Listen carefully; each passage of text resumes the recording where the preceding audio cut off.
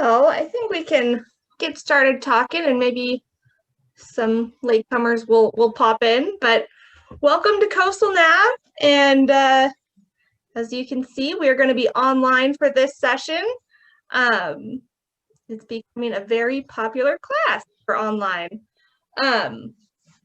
For me, you'll be seeing for Zoom-wise, I guess, for those of you who haven't been familiar with Zoom or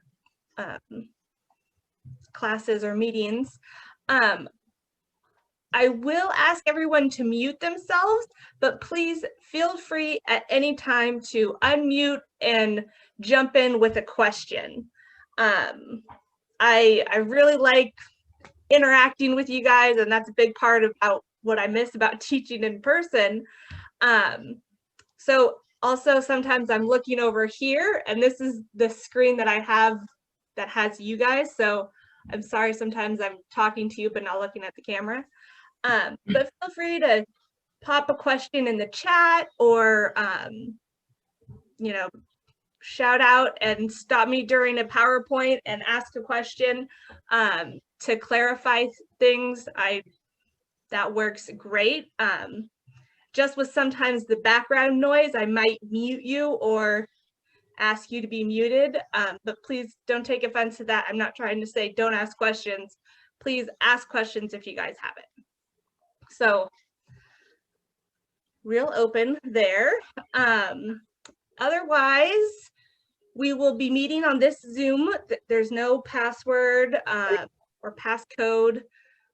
It's the same link. The link is on the Google Classroom as well, if you lost the link in your email somewhere. But it will be the same one for Zoom. And I will be recording all of the Zoom meetings and then posting it on the Google Classroom as well. So other things I use in class, I have a document cam that I will use, hopefully you guys can see here, to show you my charting, and I'll raise it up so that you can see the whole chart when I'm doing things. But you do get to see the chart and actual plotting on the chart. For me, I can't see what you're doing, but if you get stuck on something, I'll try to, walk you through it by asking what you're doing or trying to match what I'm doing on the chart. I also use the whiteboard a lot, I'm not a great artist, but I will draw my little pictures on the whiteboard. So we do the document camera, the whiteboard, and then PowerPoints. We're gonna do a lot of PowerPoints. And you can see the PowerPoints. I mean, I'll be sharing them during class, but also I wanted to show the Google Classroom. So hopefully you guys got on the Google Classroom.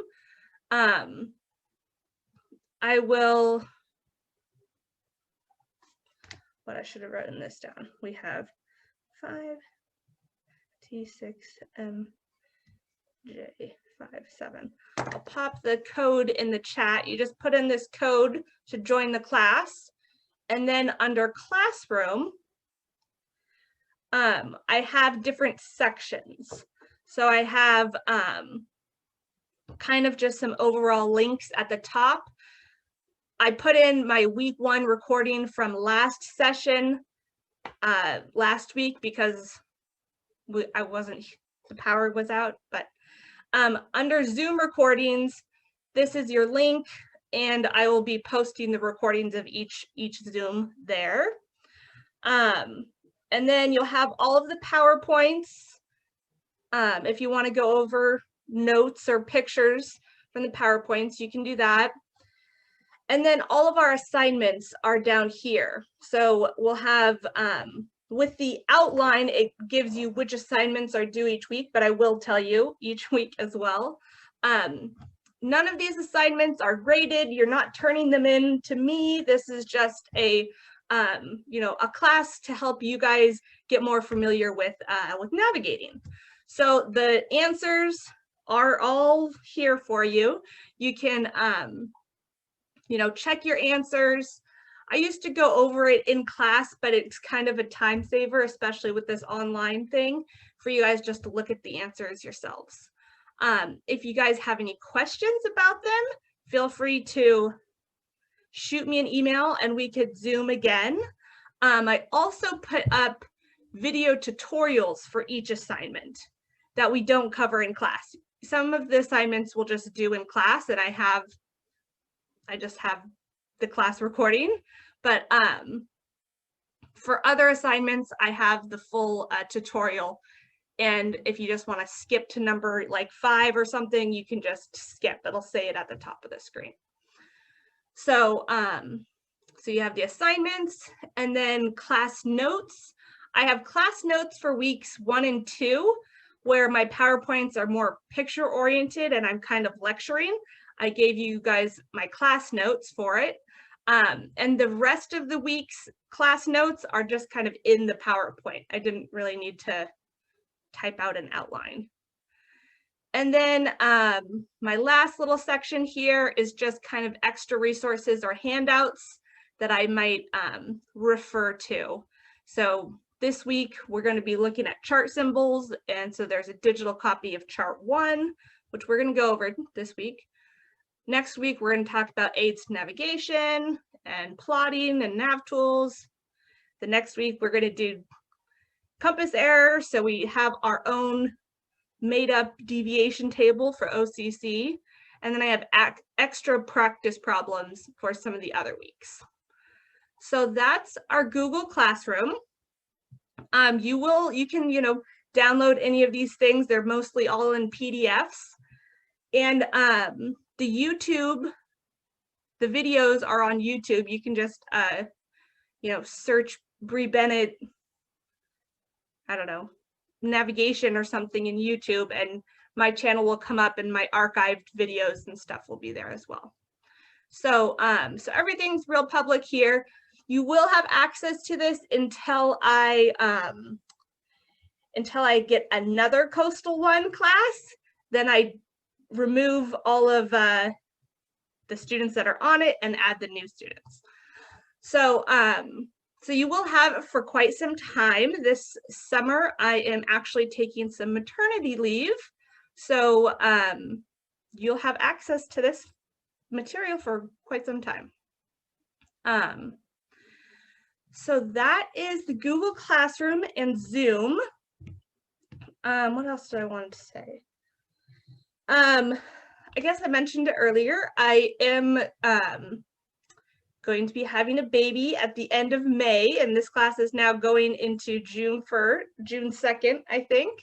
So Robert Jones here, he is another instructor at OCC, and he's going to be taking over if I am not able to, or for the last session of class. So just so you guys know that. Let's see. I think that's my intro to class stuff. I don't know. Do you guys have any questions? Were you guys able to get on Google Classroom, or you guys were mailed, hopefully you were mailed packages of the assignments and stuff? No problem. Got everything. Great, great, cool. All right, well, I'm going to start by introducing myself, and then we could kind of go around and do a quick introduction. We'll keep it nice and quick here so we can get to it. But my name's Bree. You can call me Bree. You don't have to call me Captain or anything. And I have my unlimited captain's license. Oceans, I've sailed all around the world. Sailing meaning on, worked on the commercial industry. So I worked on mostly oceanographic research vessels, container ships, and oil rigs. So I am not, this is my caveat here, I am not a recreational boater. I have had many years of experience navigating all over, but I do not have that recreational sailboating or powerboating side of things. So sometimes I like to ask for feedback. You know, what I have on the bridge of a commercial ship is a little bit different than what you guys have in the wheelhouse of maybe a yacht or a sailboat or whatever vessel you guys are going to be using these skills and techniques to be part of. So I do like to, you know, ask to clarify with you guys, do you guys have this? You know,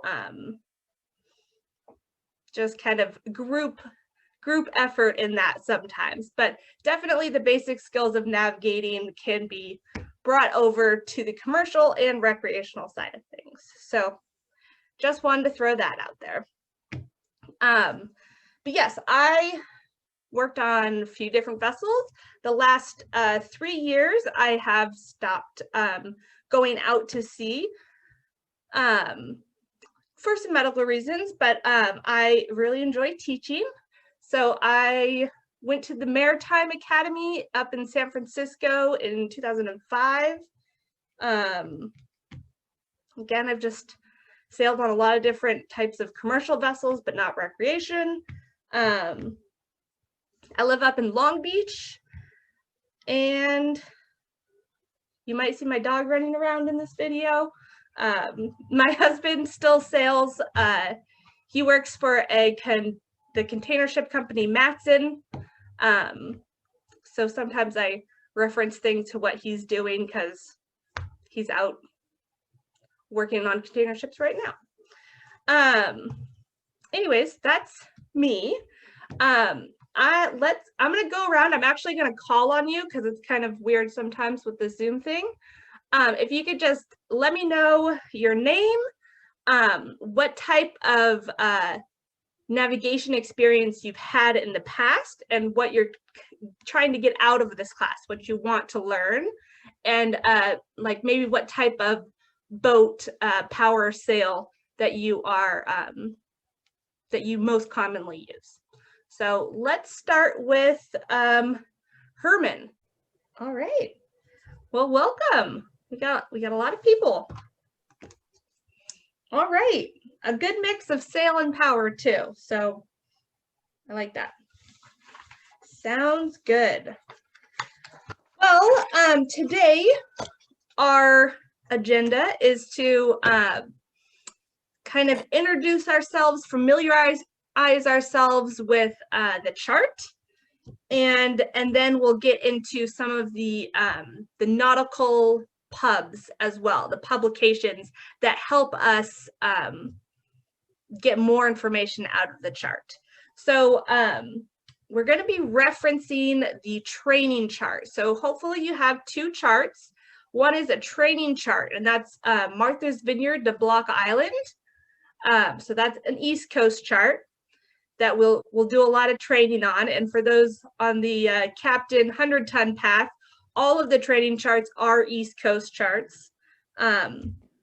So sometimes it's a little bit of a search to find things because most of us here haven't sailed on the East Coast, but it's good to familiarize yourself with those training charts. They should definitely not be used for navigating. They are definitely old and outdated, but they are still used for training and testing. And then the other chart we're going to use next week or the week after, anyways, use it a lot in class, is the San Pedro Channel chart. So that's our local, you know, Long Beach, San Pedro, goes down to Dana Point, Catalina chart. So we will be doing local charts as well. It's not just this East Coast thing, but for training purposes today, we're going to be looking at the Martha's Vineyard chart. Okay, so let me bring this up here.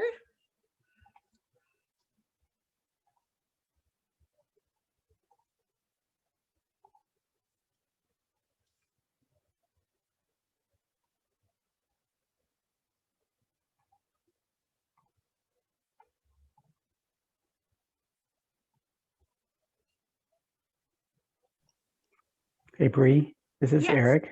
I have it may be I don't know, silly question, but for it. what, by the end of this class, what do you think we should be able to do? I mean, what are we going to be, obviously be able to navigate our way to the place we want to go? I mean, that Yes. seems So basic, but yes, by the end of class, we should definitely be comfortable with our nav tools, you know, how to plot a position and course and create kind of that voyage plan. We're going to be looking at how to use your compasses to plot a position using either lat and long from your GPS or visual bearings. And then we're going to look at a couple other ways of how to plot a position quickly, I guess I'll say. So we should be able to plot your position,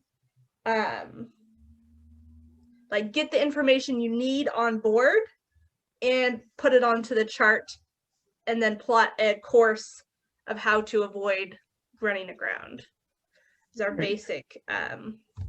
And we do kind of it in this CoNav1, we do kind of put ourselves in this perfect world scenario where there's not like a ton of set and drift, and if we're steering this course, we're going this course.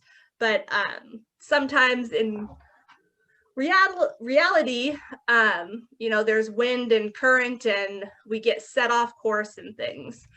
So that's what we talk about in CoNav2 is our tides and our currents and our set and our drift. And then we talk a little bit about electronic navigation. I'm not going to be usually I teach it right after this, but like I said, I am going to be having a baby, so I'm not going to be teaching CoNav2 in June. I'll be teaching it again in August. So that's just a little caveat here.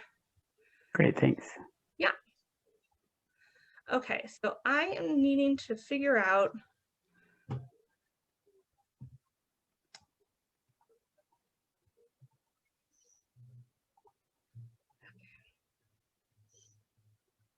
uh-oh. Okay. I keep this screen. Sure.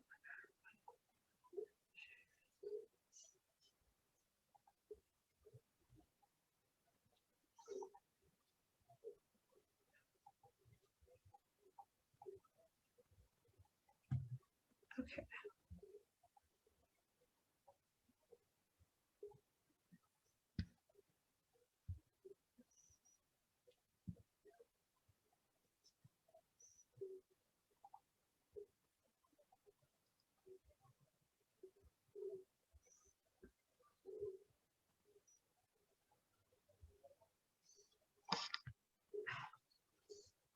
Okay, sorry, hold on a second.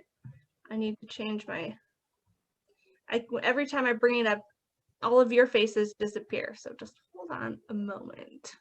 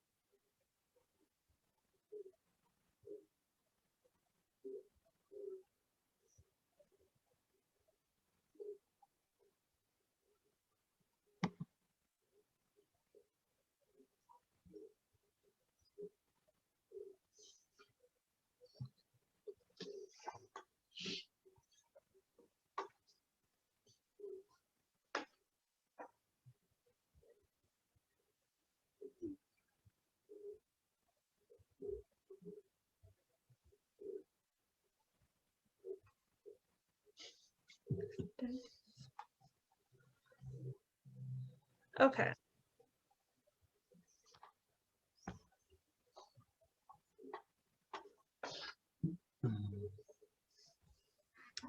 Can you guys see the PowerPoint? Yes. Okay, I can see you. You can see the PowerPoint. Now we're working. All right.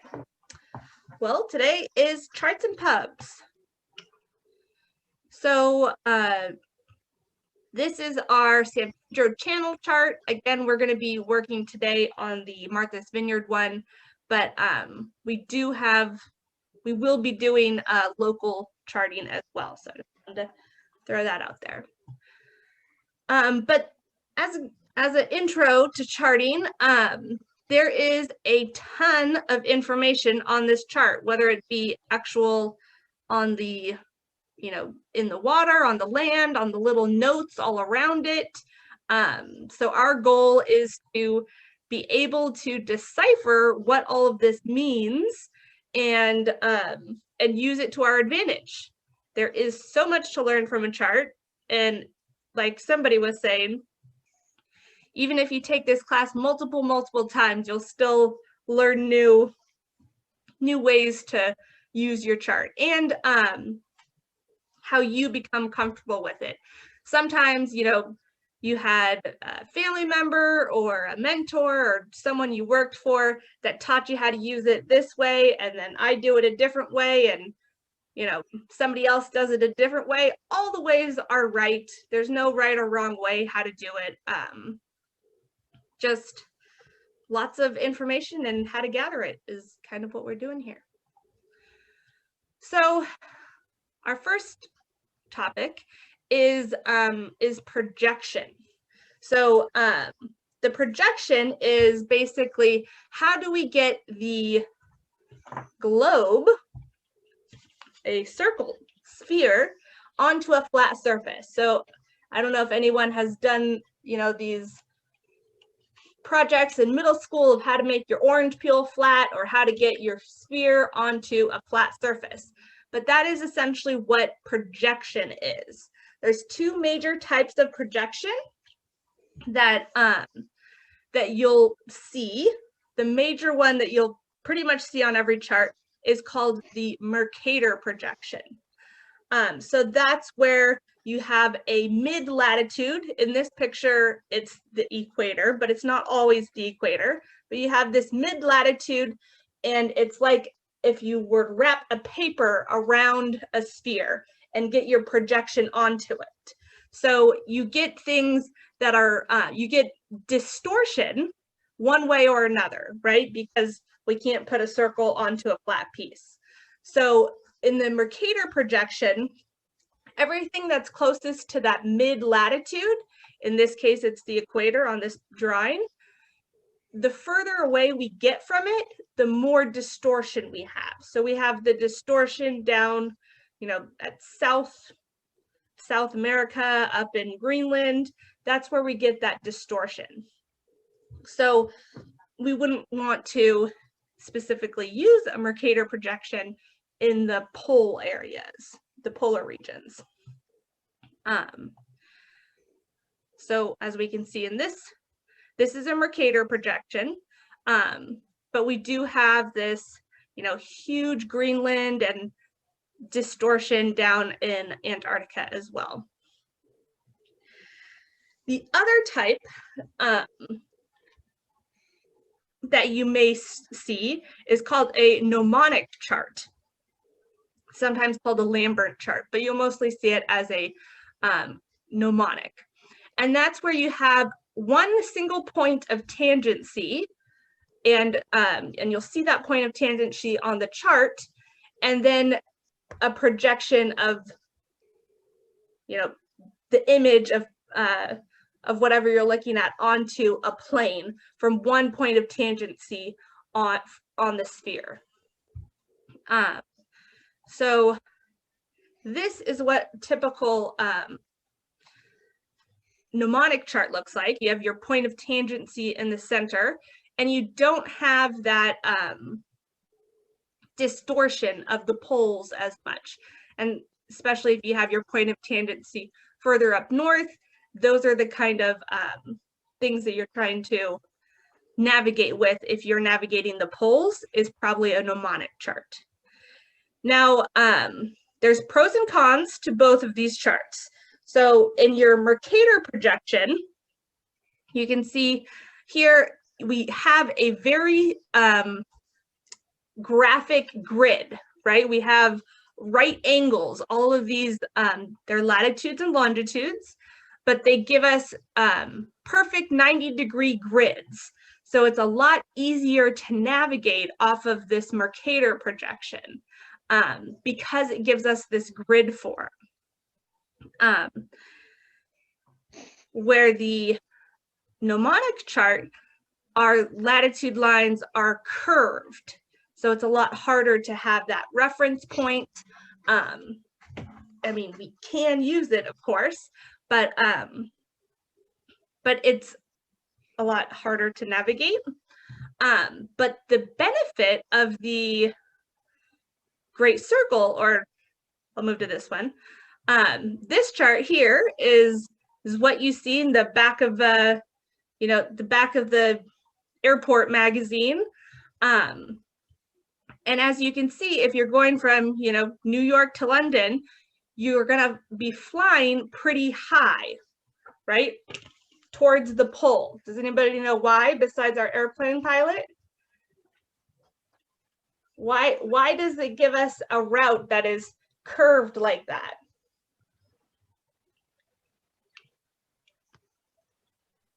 Any idea? It's the shortest distance. It's the shortest distance, right? Because the distance towards the pole is a lot smaller. That if we were to go around the equator, that gives us a lot more miles. So if we go up to a shorter, smaller area, and then back down, it cuts the miles. It cuts our distance in half. This is, you can do it with a string or something, but I only have a rubber band which stretches. But from this point to this point, you're going from this point to this point. Instead of going on the equator, it's going to be a lot smaller if you go up to the North Pole. I know I'm not showing that great, but hopefully you get that reference, that if you go closer to the poles, there's less mileage. So if you were to draw that on a mnemonic chart, you're drawing a straight line. So if you wanted to go from, I don't know, here's New York to Gibraltar or whatever, if you draw your straight line from there to there, that is the shortest possible distance. So it gives you a great shortest possible distance, where on the Mercator projection, if you draw a straight line, you're going to be going around the curvature of the Earth, where it could be a shorter if you go up towards the poles. So you're going to have a longer distance traveled with the Mercator projection. So that is what we call, here we go, Great Circle versus Rum Line. So I think Dennis mentioned Great Circle. Great Circle on that Mercator projection is arced, where on the Rum Line is a straight path from one place to another. So on a Rum Line, you do not have to change course at all. You can, well, putting yourself in a perfect world, you can set your course and that is your course the entire way.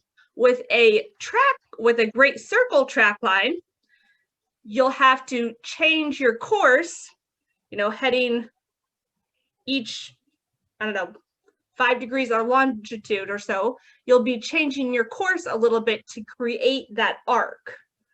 So sometimes it's easier just to set the Rum Line and not have to change course, or if you want to change course a few times on your transit, you can do that. Again, on the mnemonic projection, your Great Circle track line is straight and your Rum Line is curved. Now on your electronic plotters, your Navionics or whatever you're using. If you put in, I want to go from Newport to Honolulu, it might have next to it or in your default, is that going to give you a Great Circle track or a Rumline track, a GC or RL? So it's good to know what your, electronics are, defaulted for. If you want to, toggle back and forth, oh, I'll save, 300 miles if I go Great Circle, maybe that's an option. If I'm only going to save 5 miles, then might just do Rumline, whatever it is. So it's good to know the difference between the two.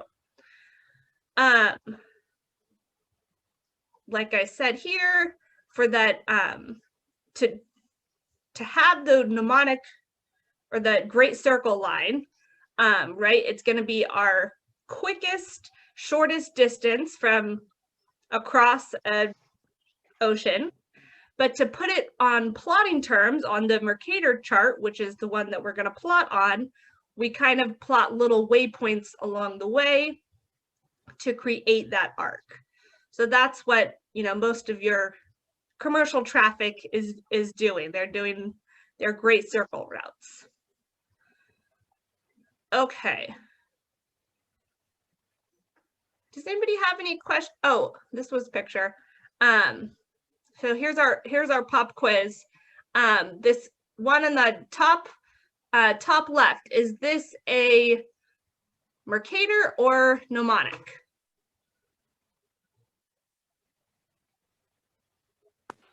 Mnemonic. Mnemonic, because it has that curved latitude line, right? The curved latitude lines means it's a mnemonic projection. So down here we have a, did I say Mercator? Curved latitude line means it's a mnemonic projection. Mercator projection gives us those 90-degree angles, which we love to navigate off of. So it gives us that straight line as latitude, straight line as longitude, and that 90-degree grid that we are going to be very familiar with. So that's our Mercator projection. But we have more distortion away the further we get from that mid-latitude line. Excuse me. Okay. So let's talk about those latitude and longitude lines. So what is latitude? Our base latitude is going to be the equator. So that's 0. And then all of our other latitude lines are parallel to that equator. So the equator, if we kind of, I'm going to do new share. Here. So if we look at the Earth, right, we have the North Pole and the South Pole. So if we draw that line of rotating axis and we do a 90-degree that cuts the world completely in half. So both halves are even. This is a 90-degree angle. This is our equator.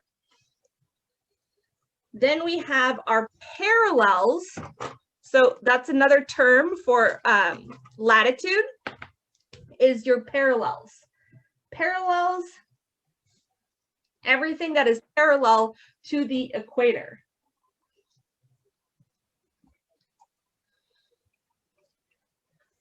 So it's these planes that go through the equator.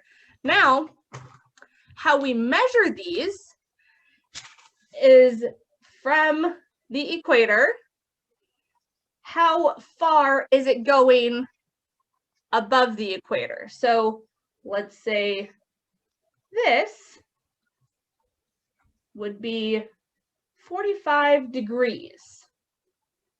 Let's call this all the way up to the pole 90 degrees.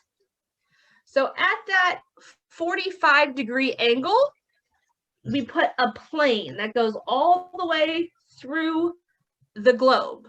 So that latitude line of 45 degree goes all the way around.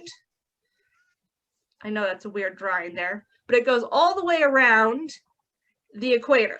So yeah, 45 degrees latitude goes all the way around. It's a plane that is cut through the globe.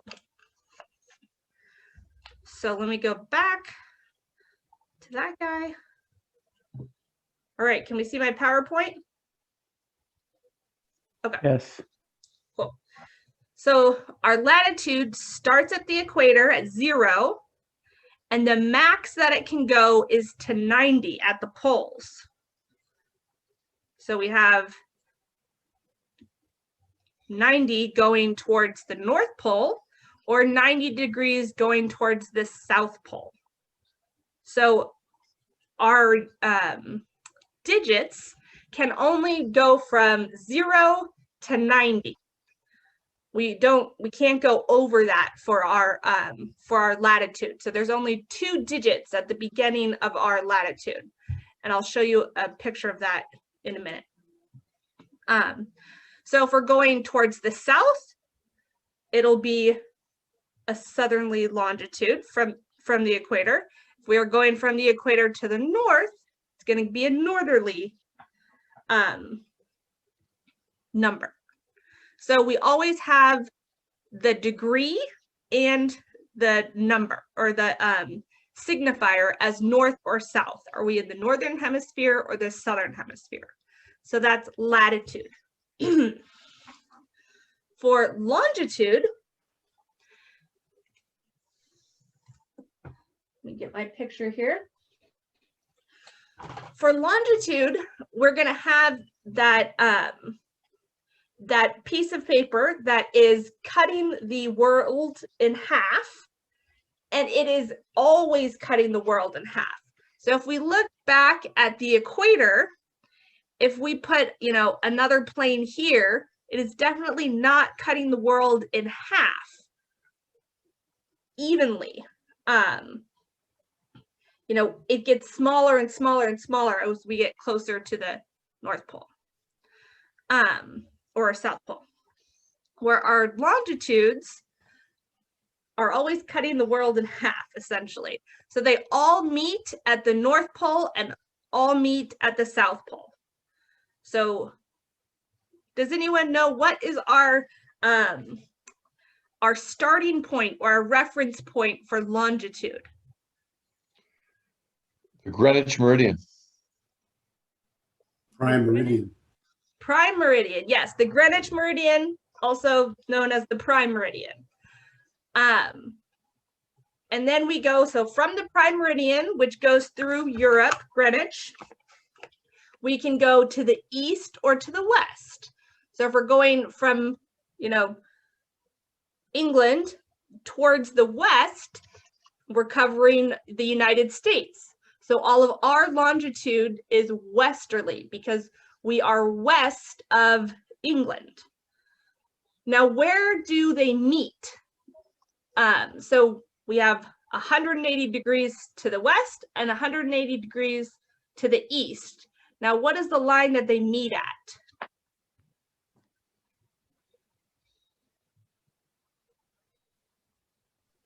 Date line. Yes, the international date line. So when we see the international date line, it's all zigzagged because it's actually zone. They're talking about different countries observing different zones.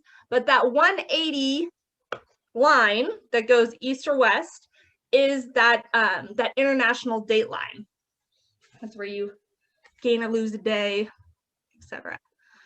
So our longitude lines, I think I covered that. Okay, one more thing I wanted to say about our latitude. I forgot to mention this. I'm gonna go to So here's the North Pole. Here's our 45 degrees north. And this is our, our 45-degree north line.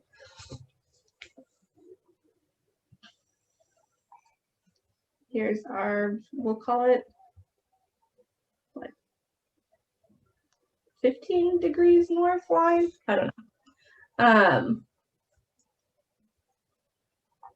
There we go. A little bit better of a drawing. So all of these latitude lines are parallel to one another. So if we have one degree of latitude, that is going to be parallel and parallel and parallel and parallel. So they're all evenly spaced. So when we have it on a grid, they are all evenly spaced with one another. Our latitude lines, these are all parallels.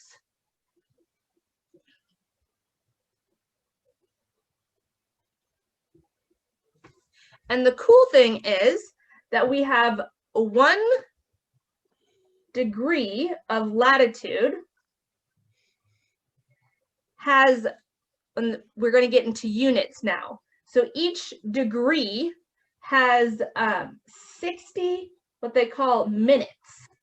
This doesn't have anything to do with time, but each degree of latitude or longitude, if we're just talking about a circle here, we have 1 degree of a circle, and within that degree, we have 60 minutes. So these are equal to one another. 60 minutes. Now, we have 1 minute is equal, and this is where we get our distance, is equal to 1 nautical mile.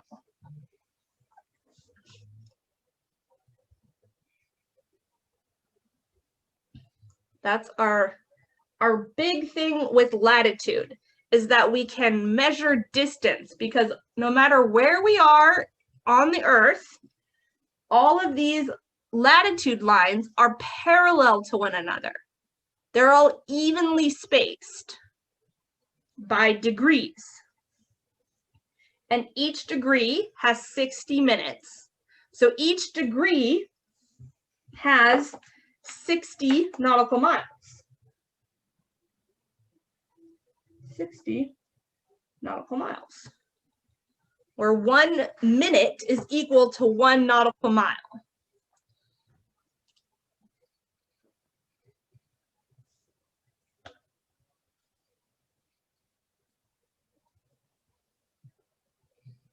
Can't see my whiteboard? We can see it. Okay. I can see it. Okay.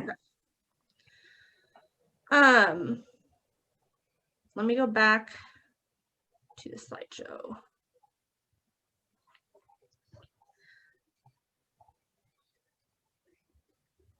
Okay, so latitude, the spacing of our latitude helps us with the spacing of how we measure miles. And we're talking about nautical miles, not statute miles, which we are going to go into in another week. We're going to real dive into distance. But with our latitude and longitude, we have kind of the format of how we see these numbers and what these numbers really mean to us.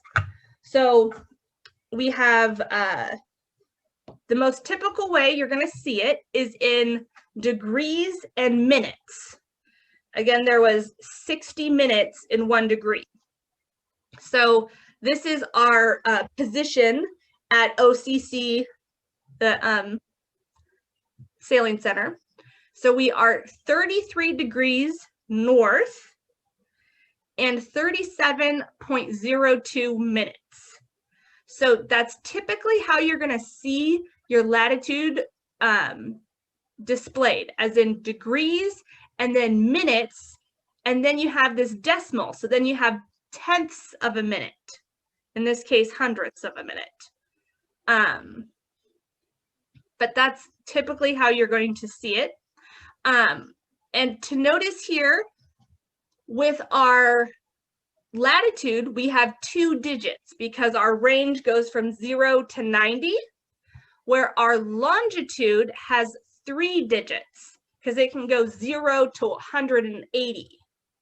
So even if you didn't have that north or south or east or west signifier, you can tell that this number is the latitude and this number is the longitude because of the digits. You only have 2 digits in latitude and you can have 3 digits in longitude. That being said, it's always important to put that placeholder.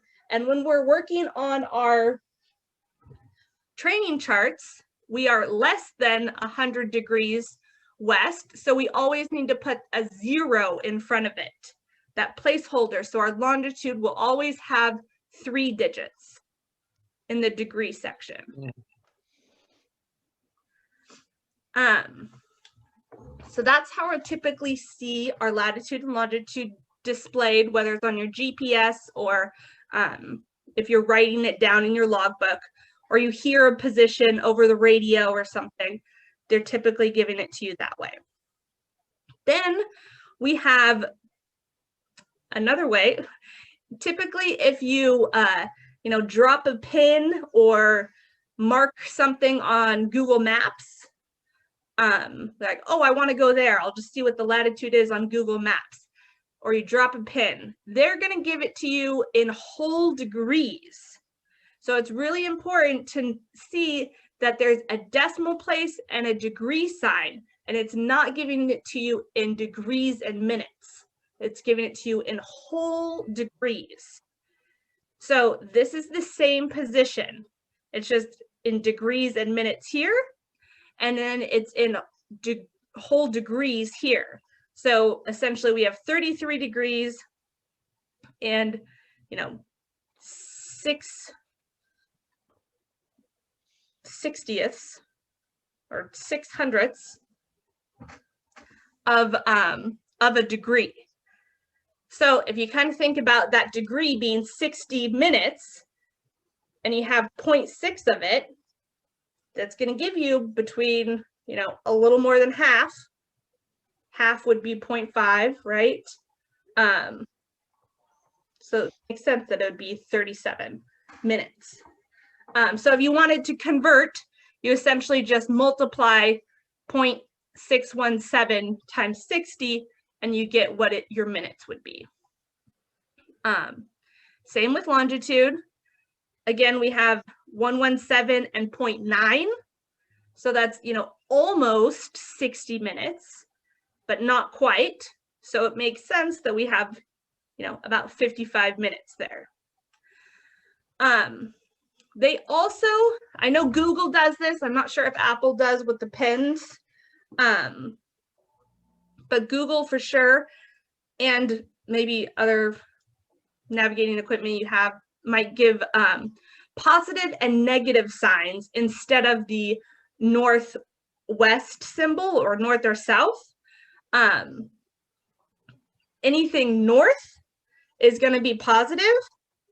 So anything to the south is going to be negative.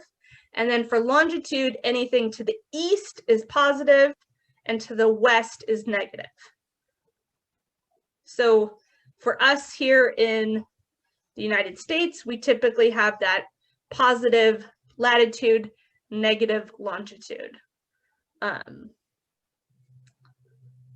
So you might see that. And then the last one we're going to talk about is degrees, minutes, and seconds. So seconds is the next unit of our arc. If we're looking at just what an arc is, we have degrees, minutes, and seconds. So if we are looking at at our Long Beach chart, and we look at the data point section, that's going to be in degrees, minutes, and seconds. It gives us a little bit more detail, a little bit more accuracy. So it's just the next, there's 60 seconds in 1 minute and 60 minutes in 1 degree. So it's just kind of the next unit down.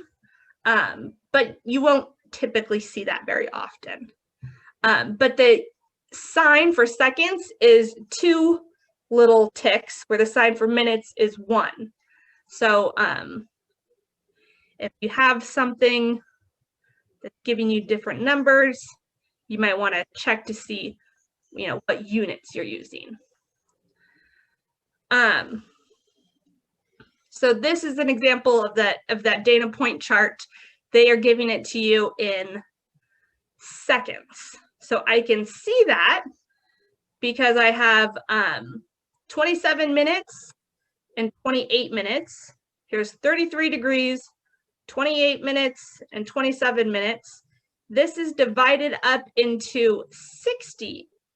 We have 10, 20, 30, 40, 50, 60, not by tens, which is what our other ones are that we will see in a little bit. But anyways, that's our degrees, or that's our latitude and longitude. Any big questions on latitude and longitude? Does that make sense to most of you? Hopefully we've heard the terms latitude and longitude before. So those are what the numbers means. It's, you know, how many degrees of an arc are we above the equator, and how many degrees of an arc are we away from the prime meridian. So those are what the numbers mean globally. Okay, so let's dive into our chart orientation. Let's see.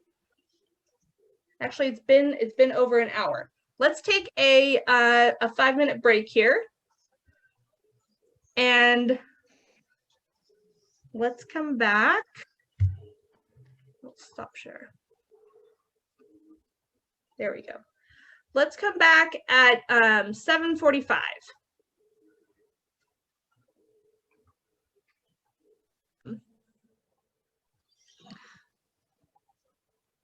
Now I've stopped it.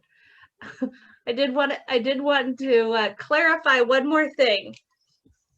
How I was talking about 1 degree. So 1 degree of latitude has 60 nautical miles. That only works because all of these are exactly parallel to one another. So our 1 minute equals 1 nautical mile only works with latitude. If we're looking at longitude, the distance between our longitude changes depending on what latitude we're at. We can be very close or equally spread. So it's constant, the distance between longitudes is constantly changing. That's called DLO, distance between longitude. Where our distance between our latitudes are always the same because they're parallel to one another. So 1 minute of longitude is not equal to 1 nautical mile. But 1 minute of latitude is equal to 1 nautical mile. So I just wanted to clarify that, that we were talking about earlier, because that distance changes depending on where you are in the world. Okay.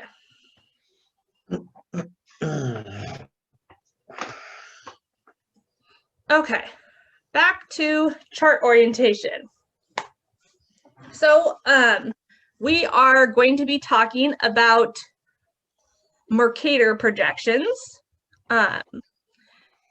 which is what you are going to see, I don't know, I want to say 99% of the time, or 90% of the time, you're going to be working with a Mercator projection.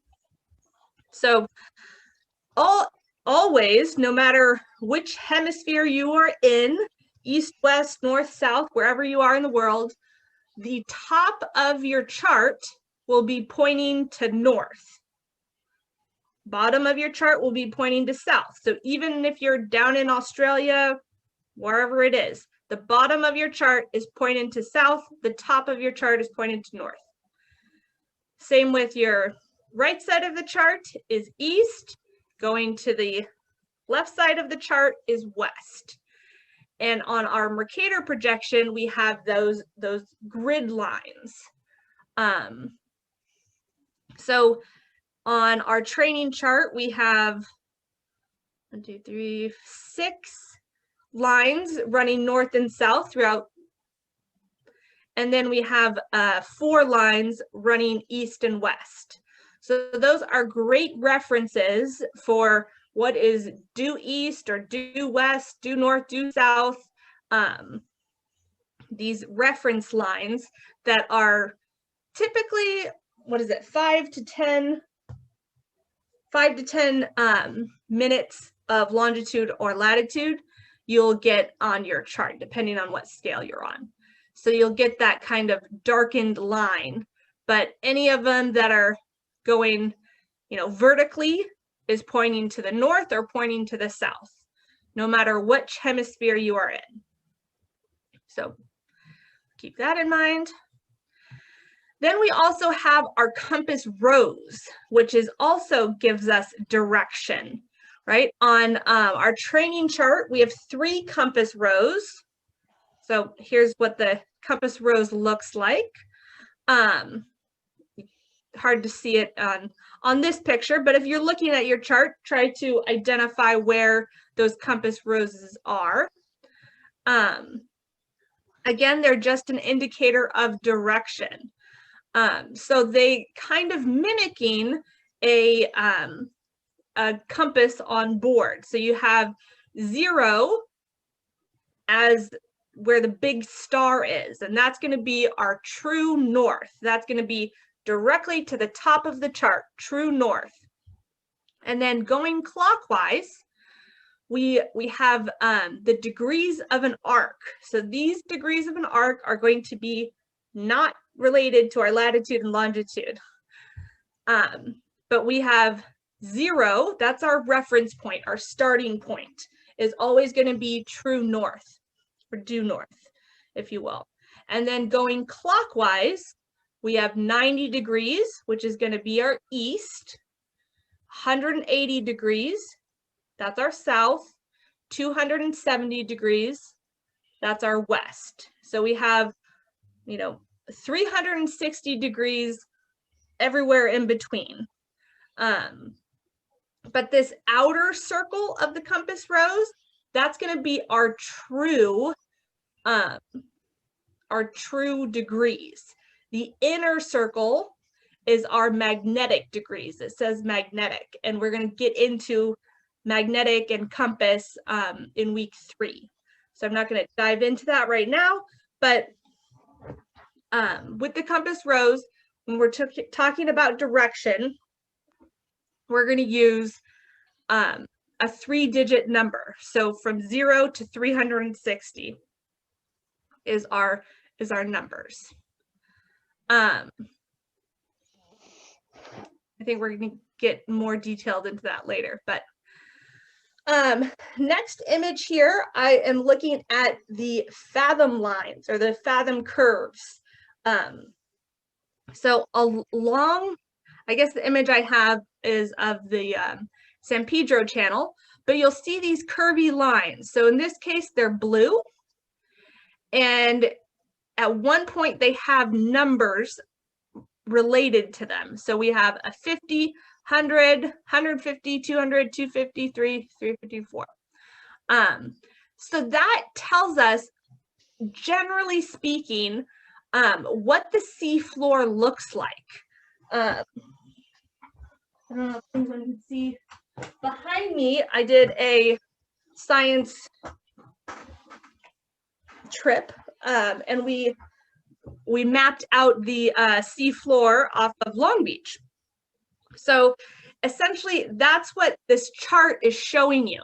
So we want to keep in mind when we see those fathom lines close together, that means we're getting a strong change. It's getting shallower quicker. It's getting deep quicker. It's a big change is happening when we see those lines closer together. This image down here is of, a little seamount, because they are circles getting closer and closer together and shallower. So we can see that, we might be experiencing different things on the surface that is relating to the water on the bottom. As it gets shallower and shallower as a steep curve, we might get different swell or different, who knows, different kelp, wildlife, all sorts of different things. So it's just good to know. Here on the West Coast, we have such deep water that it's not really a big change for us. But on the East Coast, it's definitely more gradual deepening, more shallow waters over there. And if you're in the San Francisco Bay or Puget Sound or something, you might want to check that out as well. Okay. I guess this one, I'm still looking at the fathom curves. You can see kind of the, canyons. Anyways. Okay, let's change topics here. We're going to talk about the tidal datum. Okay, I like this picture best. So the tidal datum is where all of those numbers are on your chart, right? We have all of these little numbers everywhere. This is telling us the depth of water. So also called a sounding. And then we have those fathom curves, which are giving us, generally everywhere along this line is 20 fathoms. So anything shallower or, closer to land is going to be shallower than the 20. Anything deeper or away from land is going to be deeper. So all of these little all of these little numbers are soundings, and that gives us our depth of water. Now, our depth of water doesn't actually mean what water we have underneath us. We also have to apply our tide. So when we talk about tide, which is going to be in CoNav1, we are applying that tide to the charted depth. So if you have a 3-foot tide, you're applying 3 feet to all for Newport.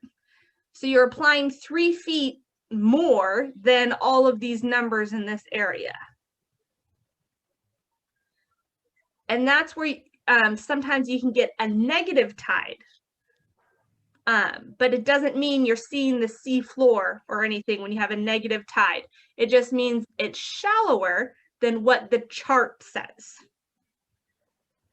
So the chart, or that, Newport tide isn't going to give you the depth of tide everywhere in Newport. It's going to give you the depth that number that you're going to apply to all of these little soundings. So for the chart datum, they use mean lower low water, that's MLLW, as our chart datum. So they average, how they get that number and they print it on the chart, is they're going to average all the low waters, and then the lower of those, they're going to average those, to get a mean lower low water. And that's what they're going to print on the chart. So they're kind of giving you this like this caution, this wiggle room for error, that they are printing on the chart what that water is going to be at mean low water. So you can apply the tide to see, you know, what it's going to be, but you might even have more water than that. You know, maybe not count on it, but they're erring on the side of caution. So that's our chart datum for depth, is mean lower low water. Now, when we look at vertical clearances, like to the bridge or power lines, lights, you know, the height of a light, all of those are going to be from mean high water. So it's giving us more caution that says at mean of all the, you know, high waters, the mean high water is going to be at, you know, this level. So I'm going to measure from this level to the bridge, you have a, you know, 10-foot clearance. So it's giving you that reference point as a mean high water. It's giving you a little bit more caution that you might have more room than that, but it's going to give it to you with mean high water in mind. So on things on the land are measured from our mean high water. The soundings on the chart are measured from mean low water. So it's mean lower low water nowadays on your training chart, and in, I don't know what it is, 1983, when they made all the Coast Guard questions, it was just mean low water. So if you're looking at our chart right now,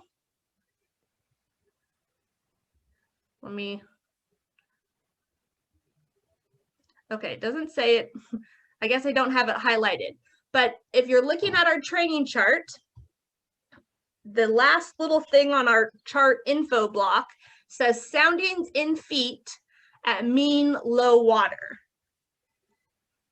If you're looking at a modern chart, it's going to say mean lower low water. So there is a difference there. I know that, but that's just because this isn't, our training chart is an older chart. Okay, also super important that it says the soundings are in feet. So there are a couple places on the chart that says soundings in feet. It says it in very small in that chart info block, but it'll also say it on kind of the border. Somewhere usually on the top and somewhere on the bottom. It'll say soundings in feet. On this one, I see it right here. But as a note, our training chart is in feet, and our Long Beach San Pedro channel chart is in fathoms. I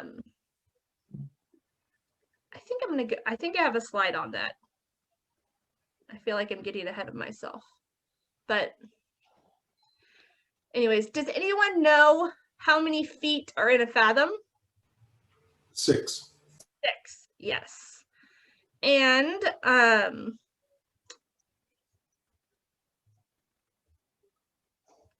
think I'm going to go to this one. I get this question a lot too. So this is I don't know, a zoomed in picture of our chart of our San Pedro chart. So we have these little numbers on our soundings. So our soundings are in fathoms. So this line here is 10.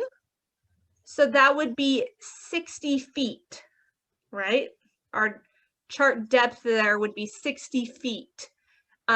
It's always good to, if you have a fathometer, depth sounder, something like that on board that tells you how much water you have under the keel or wherever your instrument is. It's good to know if it's not going to match what's on the chart and why. If that's in soundings or that's in fathoms and you're in feet or meters or whatever it is. But in this case, we have little numbers in this blue area next to our big numbers. Because can everyone see that? Should I try to get something to zoom in? Let me get something to zoom in here. I thought this would give it to us. That still doesn't zoom in. Stand by.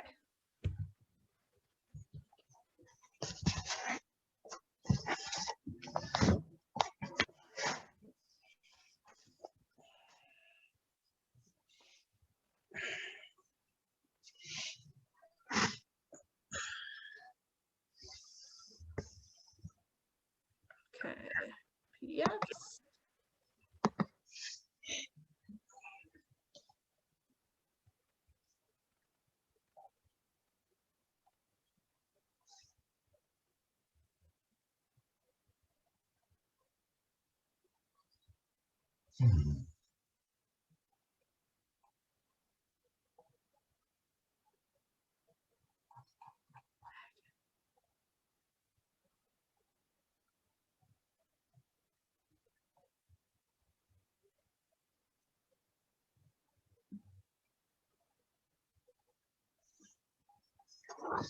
There we go.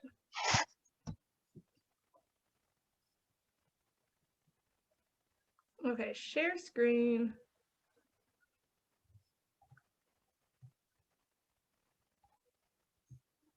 Okay, now it's taking a minute. If I just view.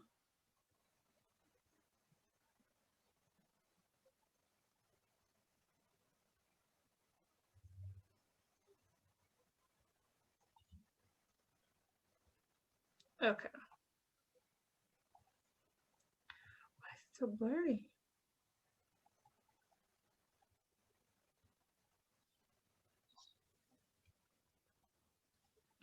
Okay, so on our San Pedro chart, sorry for it being blurry here. It says soundings in fathoms, and then it says fathoms and feet to 11 fathoms. So let's look at this zoomed in.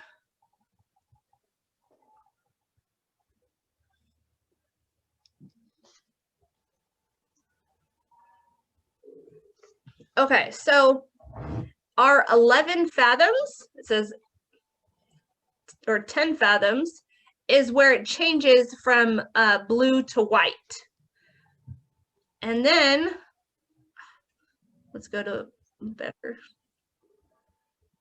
picture with more numbers. There we go. Okay, so these big numbers are fathoms. And then those little numbers are feet. So let's see, this is telling us that we have 8 fathoms plus 1 foot. So we have 49 feet. This is telling us we have 5 fathoms plus 1 foot.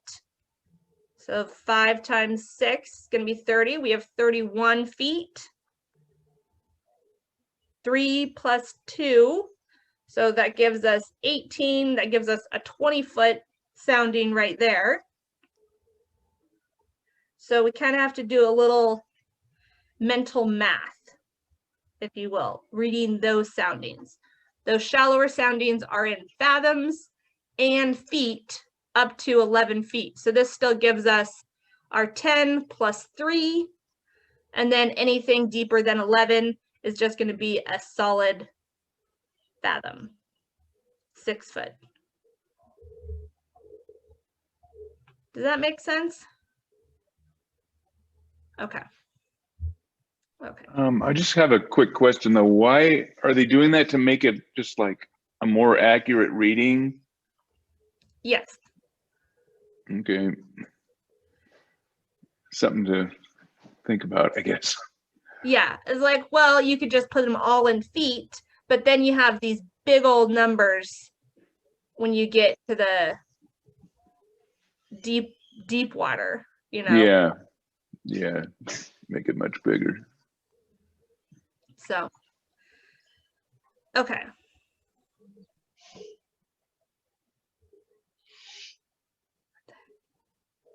Let's go back to try to stay on task here.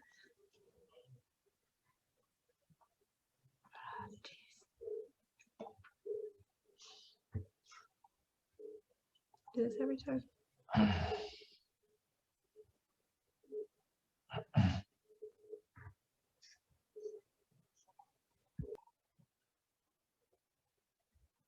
Extend.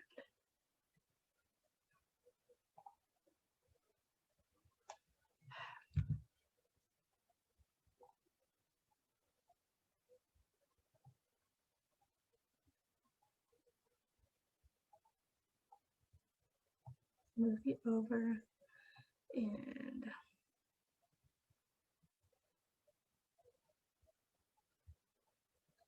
wait, can you, am I not sharing the screen? Share screen.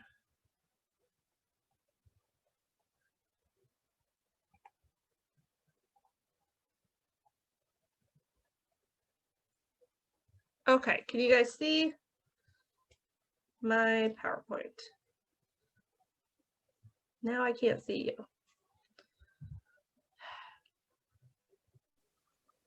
Yeah, I can see it. Okay.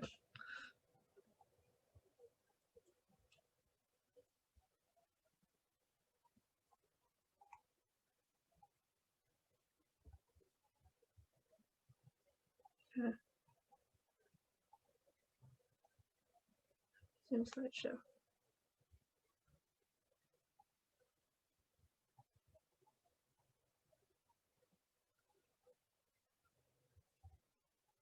Are you guys seeing it in slideshow form, or are you seeing it in my PowerPoint?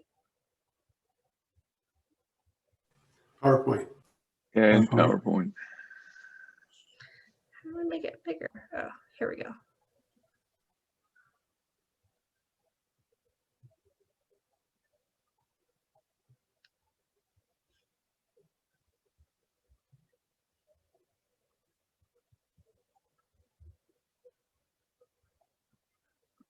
Are you trying to click slideshow? Oh, there you go. Yeah, I'm trying to get it to slideshow. There it is. Yeah, that's it. Okay. There we go.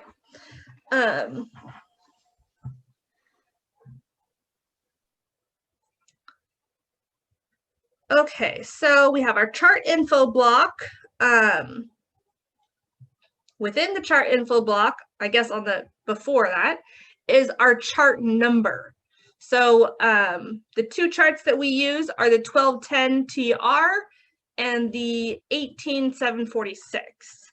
That chart number doesn't have anything to do with like position or anything like that. It's just an identification number for that chart. So if you're ordering a chart from West Marine, from OCC or SafeNav, wherever you're getting your charts, you can just have the chart number and order it that way. It is good to know though that the chart numbers are relatively close to one another. So I can't read it all the way over here, but you know, if you're zooming into Block Island, you might be at 1211 or 1215. They're all going to be relatively close to each other.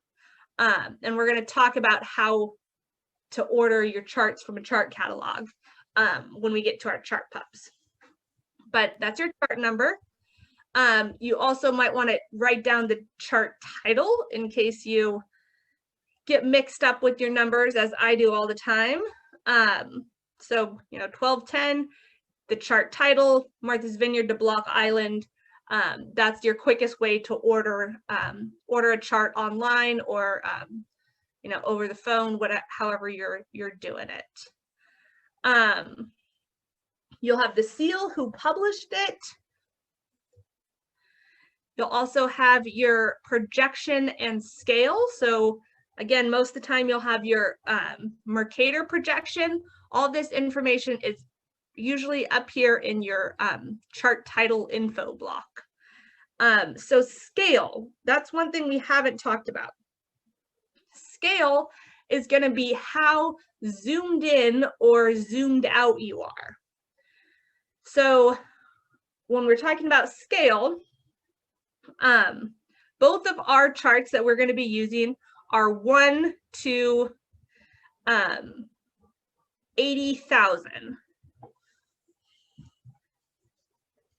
So what does that mean? 1 to 80,000. That's going to be your most typical scale and what we're using on both of our charts. So this means you have 1 unit. It can be, you know, a foot, an inch, a mile, a centimeter, whatever. 1 unit on the paper chart is equal to that many units on the earth. So if I measure 1 inch, you know, 1 inch on the paper chart, that's going to be equal to 80,000 inches on the earth, or 1 foot on the paper chart is going to be equal to 80,000 feet on the earth. So that's the scale. It's just a ratio. So also when we're talking about ratio, we could put it into a fraction. So if we want to see more earth on the paper, we are going to increase our earth. So we have 1 to 600,000, because that gives us more earth on our piece of paper. This fraction is smaller than this fraction. Just like if you had, you know, 1/2 versus 1/4, even though this number is bigger, this is a smaller portion than 1/2, right? So even though we are seeing a lot more earth, we're still going to call this a small scale. So our smaller scale charts cover large areas of water. Our large scale charts, if I want to zoom in, if I want, you know, less earth on our 1 piece of paper, I'll say 1 in 40,000. That's going to be a larger fraction. That's what we're going to call our larger scale.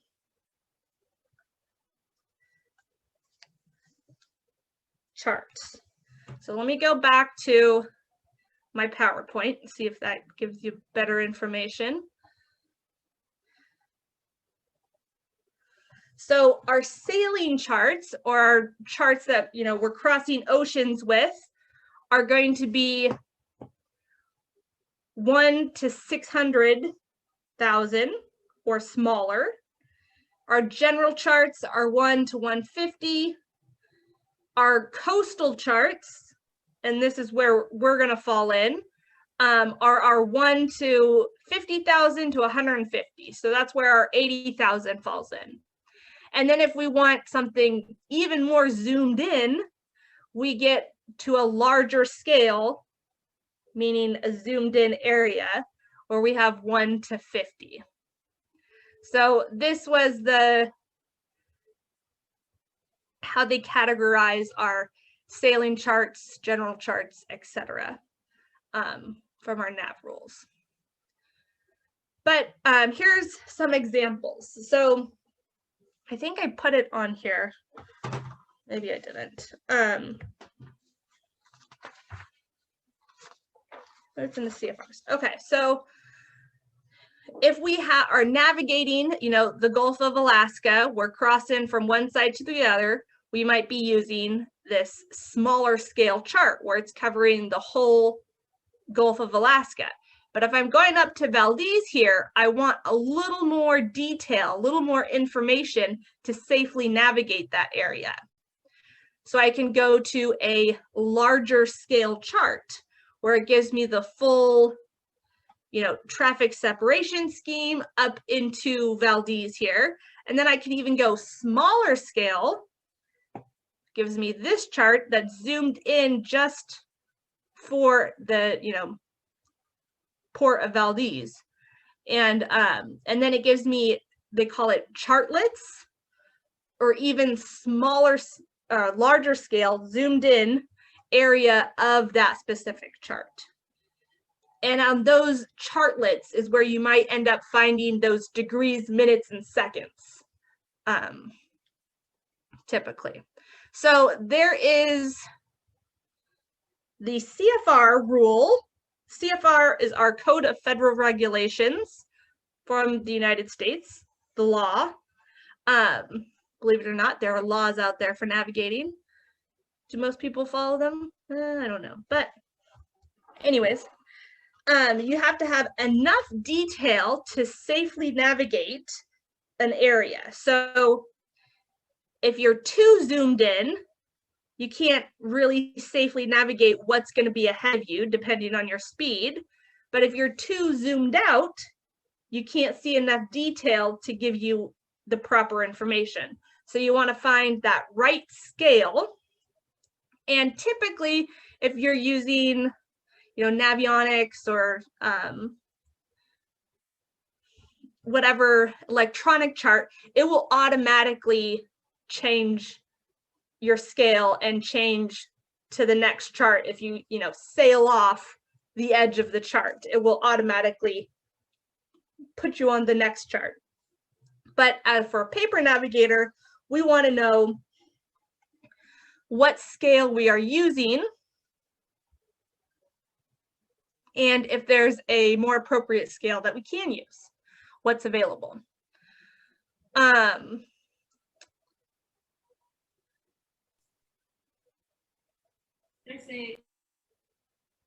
Let's see, I think I have it in another screen, but on our Martha's Vineyard chart, there's this little map next to the title block, and it gives us the larger scale charts, their areas and their scales with numbers that tell us if we are going, up into Buzzards Bay or wherever, which chart to switch to. So a lot of our paper charts will give us that key. It says, hey, you might have more detailed chart over here. So always good to look at that. Okay. Our soundings and our datum, we went over that.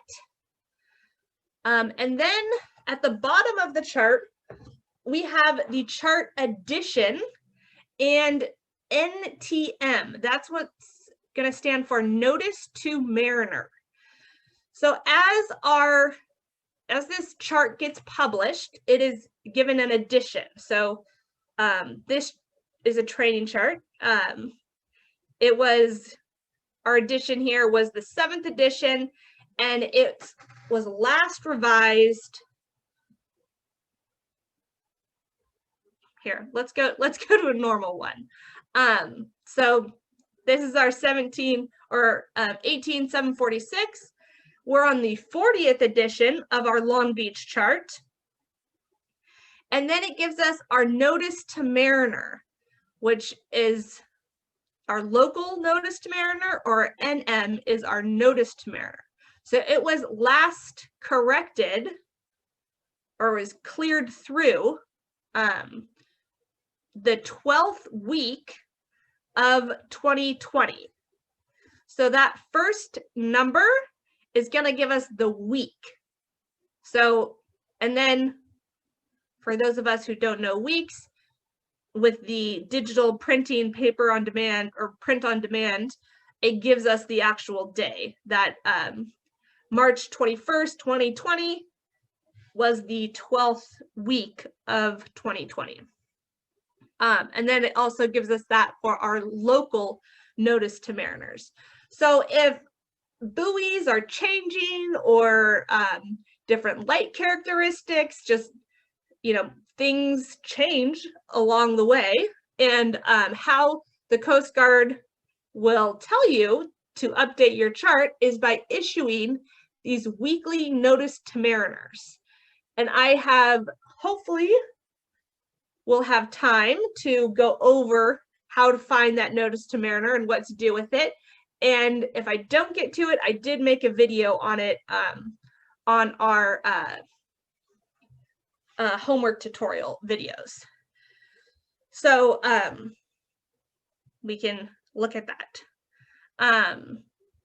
So our notice to mariners is how we get corrections to our chart, our latest updates. Of course, if you have a electronic system with internet connected, you can just, you know, update now and it will do those updates for you.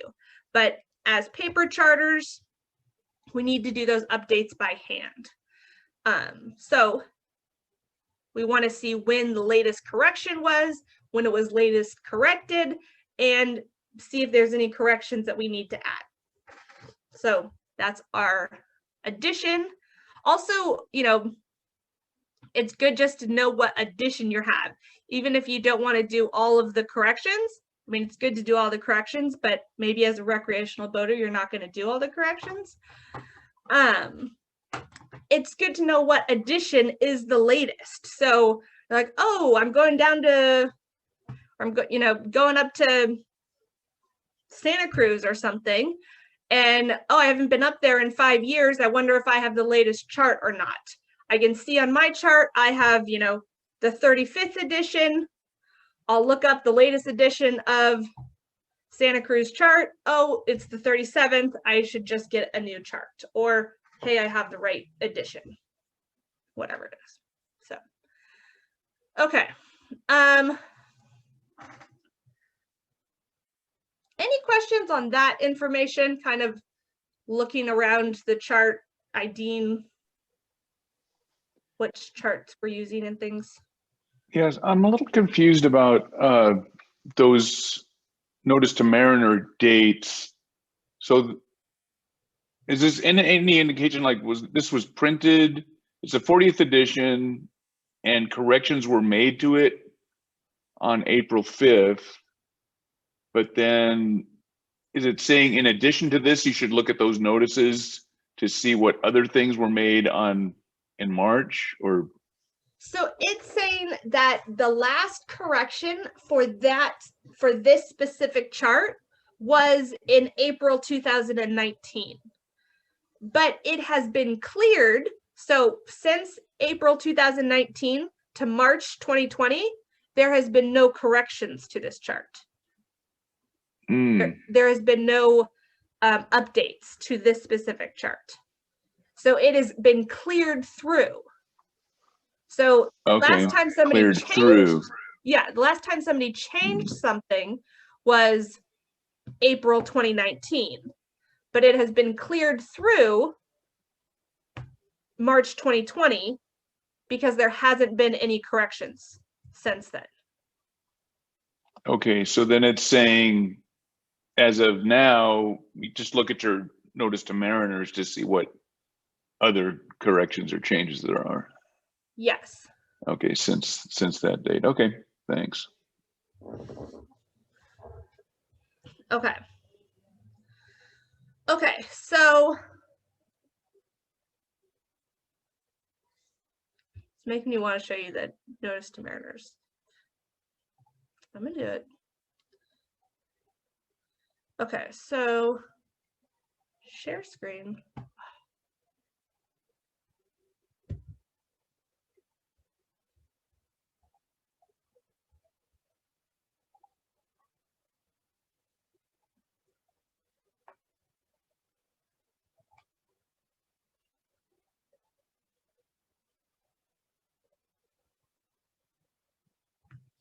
Okay, so for notice to mariners, it is called maritime safety information. So I'm just gonna Google No, I'm going to Google NTM, notice to mariners. Nope, that didn't work. Let's click notice to mariners. Okay, so the MSI, the Maritime Safety Information, notice to mariners is what I'm looking for. So here on this website, you are going to find your publications, notice to mariners, nav warnings, lots of great information. Here they give us our latest to view your notice to mariners. So again, it goes by week. So the latest one has been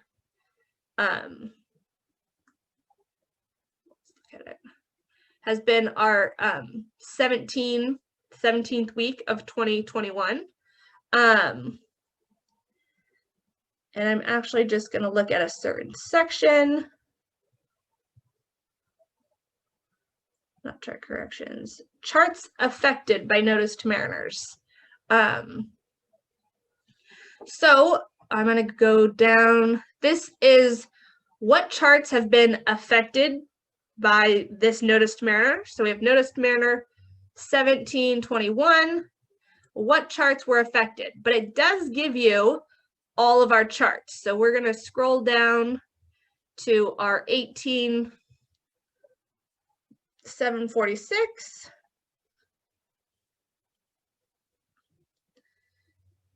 Here's our 18,746. This is our chart. It gives us the chart number, the latest edition, 40th edition, and then the latest correction we've had was on the 10th week of 2021. So we do have a correction to this chart. You know, you can see other charts might have more corrections. This, you know, 1/12/366, it had a correction the 10th, the 11th, the 12th, 15th, and 16th of 2021. So it's been changing a lot. It just gives you when there was a chart correction issued. So, and what the latest edition is. So I always like to look at this page to see quickly what my latest edition is for each specific chart. Now I'm going to select close, select 1021 because that's what that thing had told me. 1021. These are all of our chart corrections for 1021. So let's scroll down to 18,746.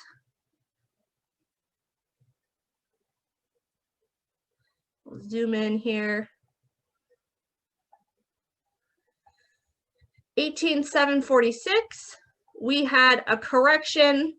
It told us we're at a 40th edition. The last notice to mariner was 2019, 20th week of 2019. We are now at 1021, and we are adding an obstruction, a fish haven, with the area boundaries. These are our boundaries, and delete all other information basically within that area, within these boundaries. So this K46.2 or 46.2 is in reference to our chart number 1, which we are going to look at when we look at our pubs. And we can just write in whatever's in quotes. So we could write in what we have in quotes, make our little, I don't know, this is going to be octagon, hexagon, whatever shape this is going to be. And to correctly mark it, you know, is it dashed line? Is it a straight line? Is it dotted line? We're going to use that K46.2. That's what the reference is to chart 1 to figure out how we're going to draw it. Did that make sense? That was just a real quick intro to a chart correction. Also, I kind of did it the old school way because I used to not have internet on board.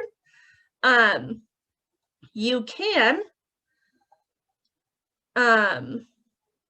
just put in, we have specific charts, enter charts. We have 18, 7, 46. Let's do 18, 7, 45, and 18, 750. I don't even know if these are actual charts. I'm making these numbers up. And I want a range. Let's say the last time I corrected my chart was last spring. So I'll say from the 10th week of 2020 to the 17th week of 2021, that's the most current. What are my chart corrections for these 3 charts? Search. And all we have is the one, which is that one that I looked up, that 18,746, adding that fishing haven, and that was the 1021 correction. So they have made it much easier to just, if you have access to internet, you can search the database online by just putting in all of your charts that you want corrected, when was the last time you did it, to the current one. So they have made it much easier. I guess I'm used to doing it the old-fashioned way. Okay. Any questions on that? Okay, let's dive back into it. Kind of not staying exactly on track here.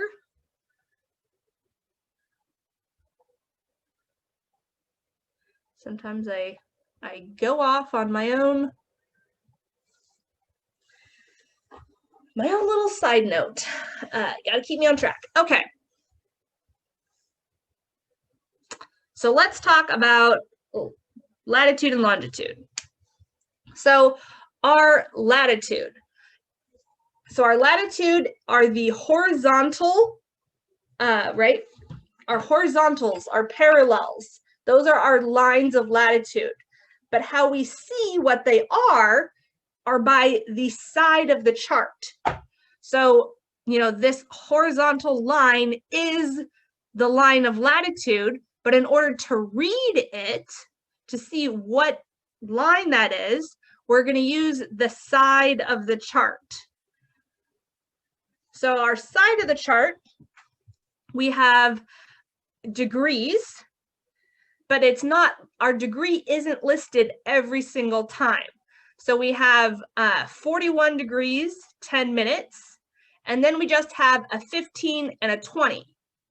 So they are assuming that you know that it is 41 degrees, 15 minutes, 41 degrees, 20 minutes, etc. So they didn't, you know, put that 41 degrees multiple times. They might have done it once or twice on the side of the chart. So then we have our minutes. So we have our 10, 15, 20 minutes, etc. And our minutes are split up and they're kind of black and white. They're not like fully shaded black or anything, but it's kind of this darker section. So if we have 20 minutes here and 25 minutes there, I usually like to write in, right here is going to be 21, 22, 23, 24, and then we have 25. So I like to write in where that number changes. So we have our scale here of 20 to 25 minutes, and each minute has some little ticks within it. Those little ticks, let's see, do I zoom in again? Nope. Those little ticks within that minute, I have 10. So Sometimes I'll count them, but I have 5 and a kind of a bigger line, and then another 5. So that will give me tenths of a minute. And that's my standard way of communicating latitude and longitude, is that 41 degrees, 20.8 minutes. If I go to the 8th tick there, that's going to give us our degrees, minutes, and then tenths of a minute, because that is how our chart is divided into. So it's divided into degrees, minutes, and tenths of a minute. And that's how we'll communicate, is basically how our chart is telling us to communicate. And again, on our latitude, that 1 minute, right, from 20 to 21 is 1 nautical mile. So 1 minute of latitude is equal to 1 nautical mile.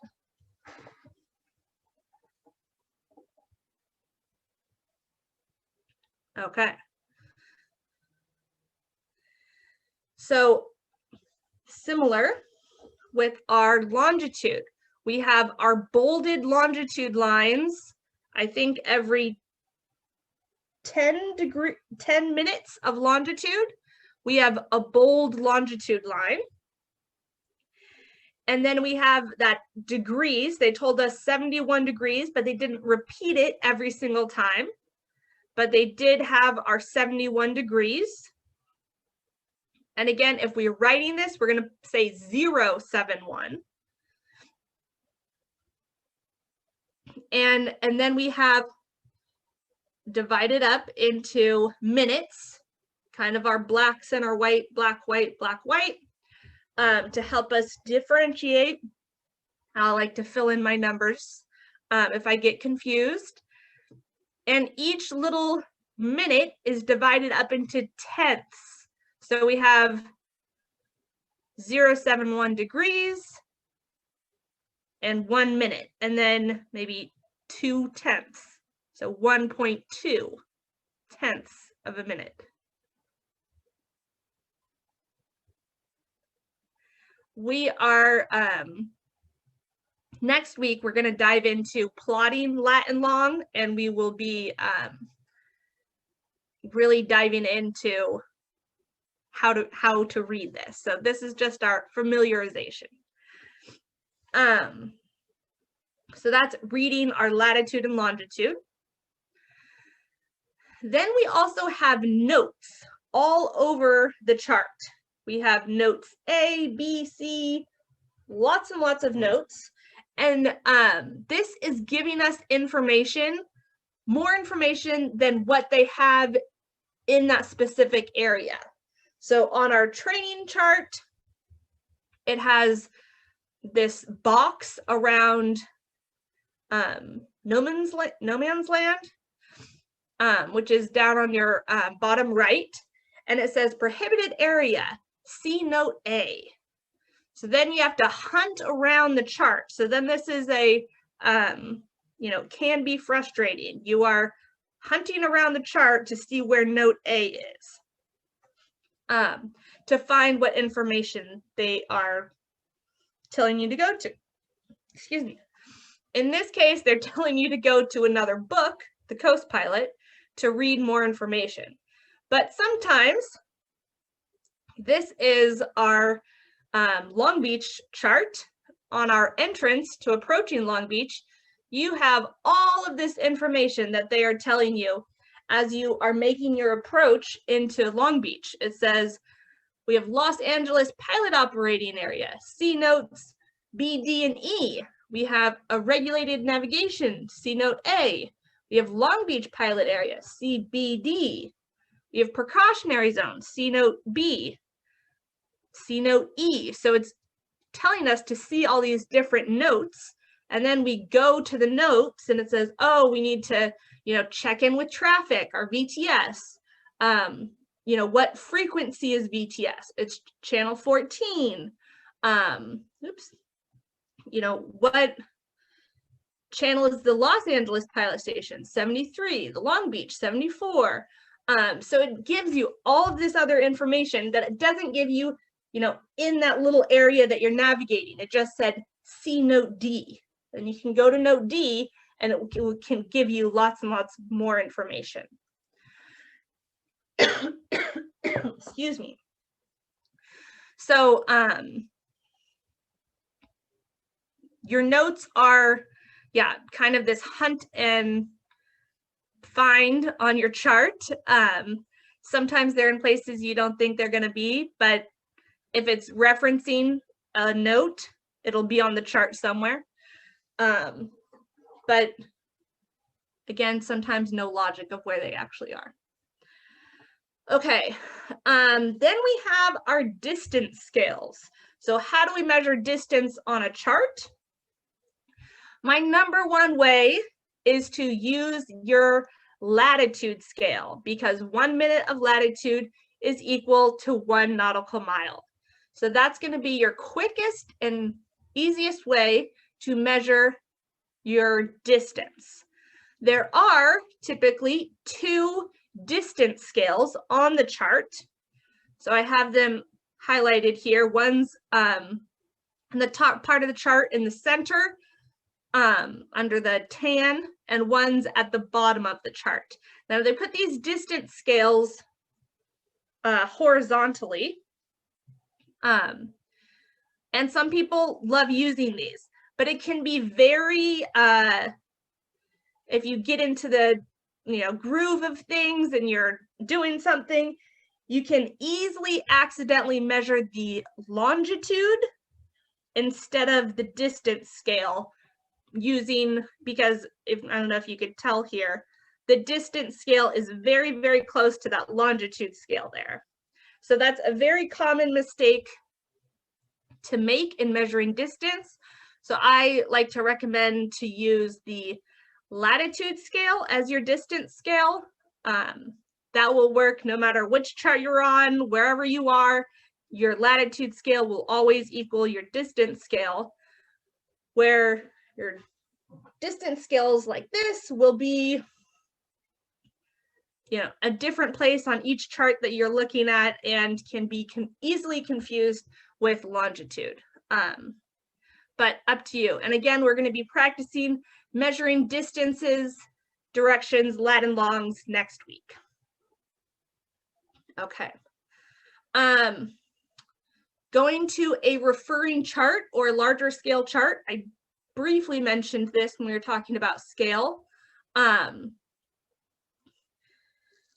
Again, so this is kind of a picture of the whole chart, and it's giving you the larger scales. Yeah, larger scales, zoomed in, charts for each specific area. So it gives you the chart number and the scale, chart number and scale.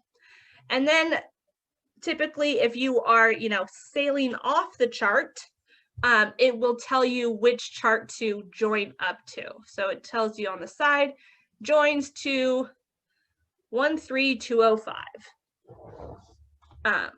So always good to know that. Okay, and now the big difference you're going to see between our training chart and our San Pedro chart is this Loran overlay. So on all of our training charts, we have this Loran overlay.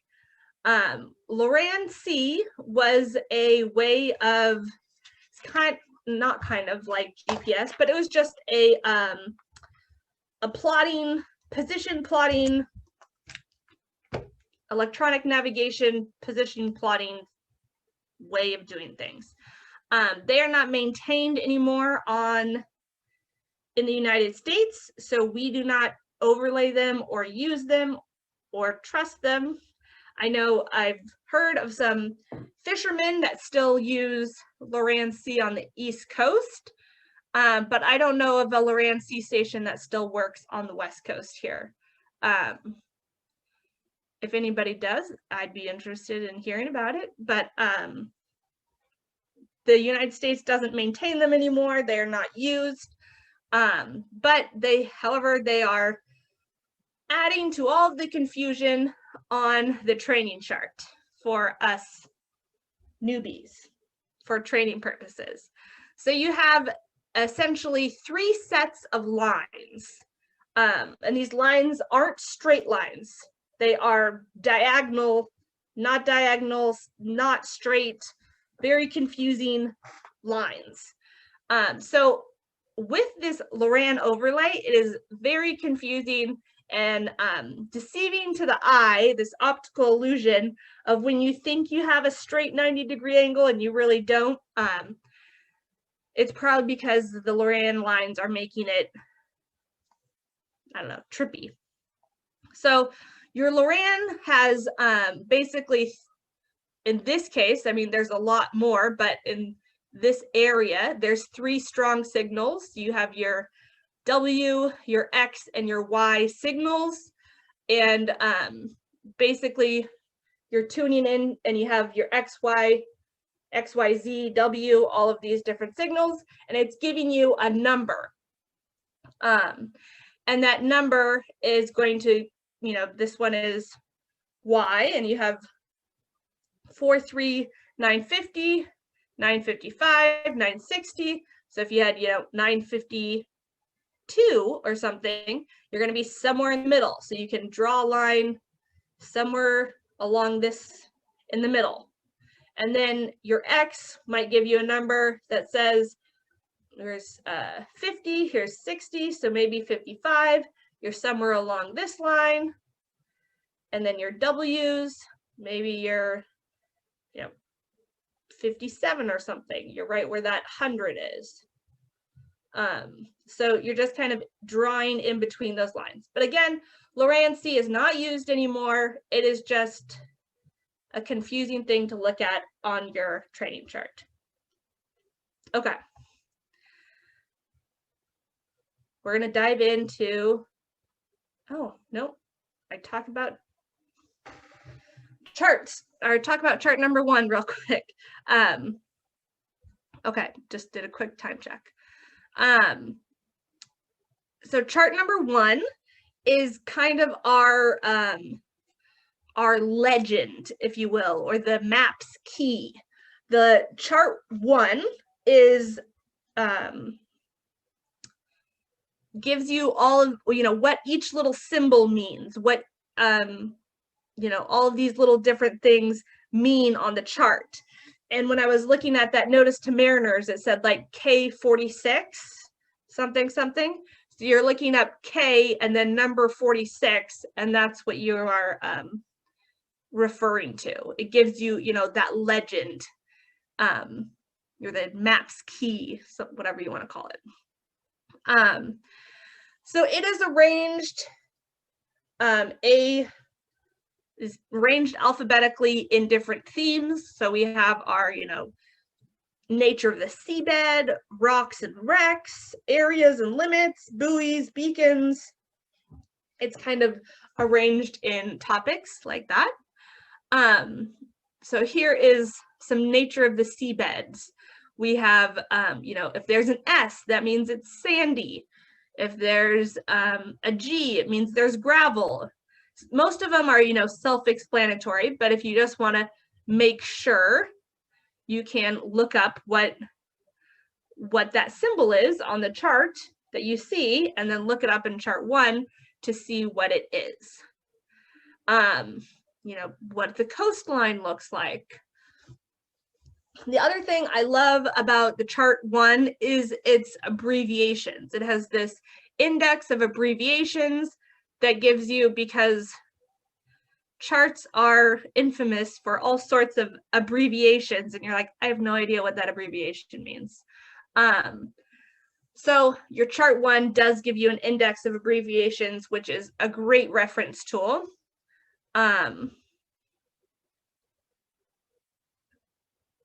So I guess I go over this in 2 different places.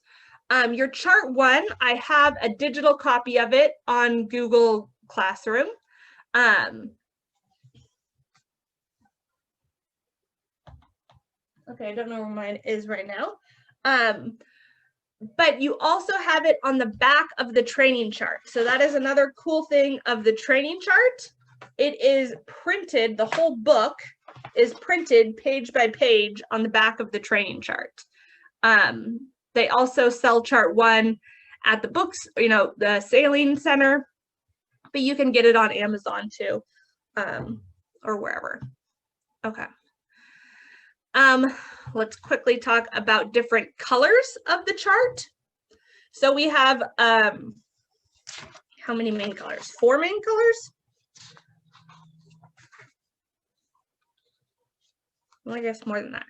So our deep water is our white. So most of the chart that you see is white. That's going to be our deep, deep water. Then you have our land, which is the tan or beige. They like to call it gold. It's not really gold, but more of a tan, I would say. That's your land area.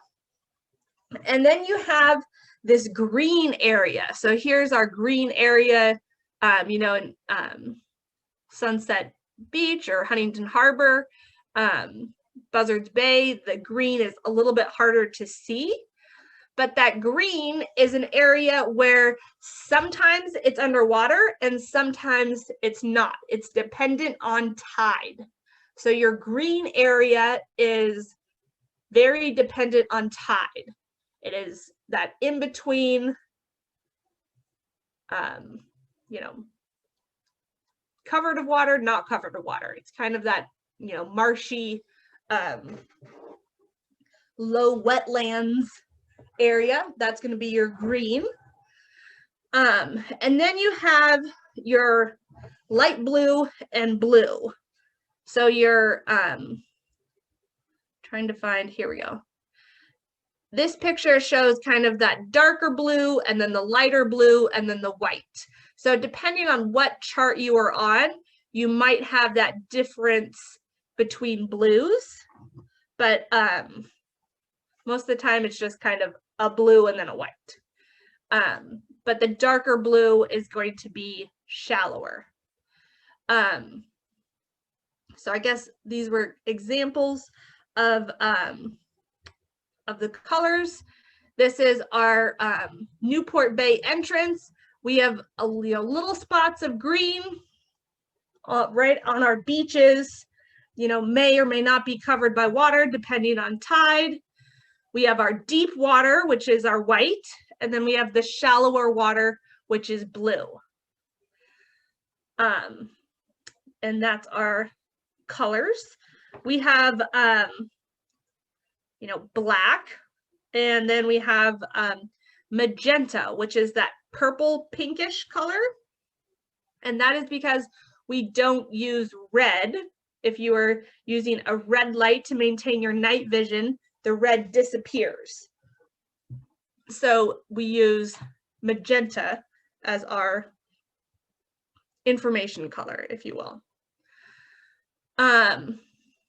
So this was showing our difference of blues. Again, not on every chart, just some charts. This picture on the upper right here is coming into New Orleans, right? We have a lot of green area. The delta down there can be covered and uncovered anytime with that, with the delta. Okay. Then we have our letters. We have 2 types of lettering. We have the vertical or the slanted. So that's like the italicized, if you will, kind of that slanted letter versus the vertical, straight, normal letters. So our vertical letters are going to be fixed objects. So most reliable things are going to be your standard vertical letters. If it is a buoy or something affected by tide, it's going to be italicized or slanted, whatever you want to call it. So that's our main difference between the letters, is you have some that are fixed objects, and then some that are affected by tide. So our lights that are fixed to the ground, those are going to be vertical. Our buoys that are floating around, I mean, they're not free floating, right? They have some sort of tether to the ocean floor, but they can be affected by tide in their position. Those are going to be slanted. We have three major symbols that we will be going over and over and over again. And that is, our first one is our light. Our light is a fixed object. Again, it is on land, on the sea floor. I mean, it might not be surrounded, it might be surrounded by water, but it is not moving. It is fixed to the sea floor, to land, to something. And it is going to have a solid dot. And where that light is where that solid dot is. And then it has this teardrop, magenta teardrop, and that is telling us it has a light. That magenta teardrop doesn't give a direction or anything of the light. So it's not saying it's shining in this direction. It's just signifying that that fixed object has a light on it. So if it's, you know, it could be a dot with a circle around it, that might just be a landmark. But if it's a solid dot here with the teardrop, it is a light that we can use. And then typically it'll have the light characteristics next to it. A buoy is not fixed, right? A buoy is going to be our not free floating, right? Usually it's anchored in some way, chain, rope, whatever. It's tethered to an anchor on the seafloor, your buoy. That's going to be an open circle. So it's not fixed. It's going to be open. And then it has this diamond attached to it, not a teardrop. So your buoy has an open circle and a diamond. Again, the diamond doesn't give you a certain direction. It's just kind of where it is on the chart. That's not like usually pointing in the middle of the channel or something. If that buoy has a magenta stamp around on it, so it just has this magenta circle overlaying that buoy symbol, that means the buoy has a light. So if it's just a buoy like that, there is no light on it. If it has a buoy with this magenta circle, it has a light. It's a lighted buoy. Now it's going to be magenta if that buoy is white, green, red, the light, the buoy itself, whatever color it is, it's always going to be that magenta stamp that is telling you what that it has a light on it. So we have a fixed light versus a buoy. Okay, I'm going to kind of go through this quickly because it's past 9. We have day beacons. We have our triangles and our squares, which we're going to go over more next week when we talk about aids to navigation. But these are just some basic symbols that we like to point out. Again, here are buoys. They are the open circles, so they are free floating. Okay, now we're going to go into nav pubs real quick. I feel bad. Do we need a break? Can we just dive into it? Let's just dive into it. Okay, nav pubs. Lots and lots of pubs to go along with our chart. Number 1, rules of the road. Let's see, do I have it? Does anybody know how big your boat has to be required to carry a rules of the road book? Is it 32 feet? I don't know. There's some. I think it's 40, but I'm not Is it 40 positive. feet? if you're over a certain distance in length, you need to carry the rules of the road. But in any case, it is very good to have the rules on the road on board, to be familiar with them. Again, you don't have to memorize them, but it is good just to be familiar with how the book is laid out and the different sections so that you can easily look something up if you had a question. Barbara, did you want to? Yeah, now how is this book that's right here different than the CoLregs? This is the CoLregs. This is the CoLregs, but this says navigational rules and the other one says collision regulations. Yes, so this book has both CoLregs and like inland and international rules. So there are, I don't think I go into it in this class. There's a CoLregs line basically where there's two sets of rules. One set of rules is for inland navigation within the United States, and that is the United States law. And then there's the international waters, which is international law. Okay. So the CoLregs line is that demarcation of when you're switching from international rules of the road to inland rules of the road. Okay, so CoLregs is United States, you're saying? Yes.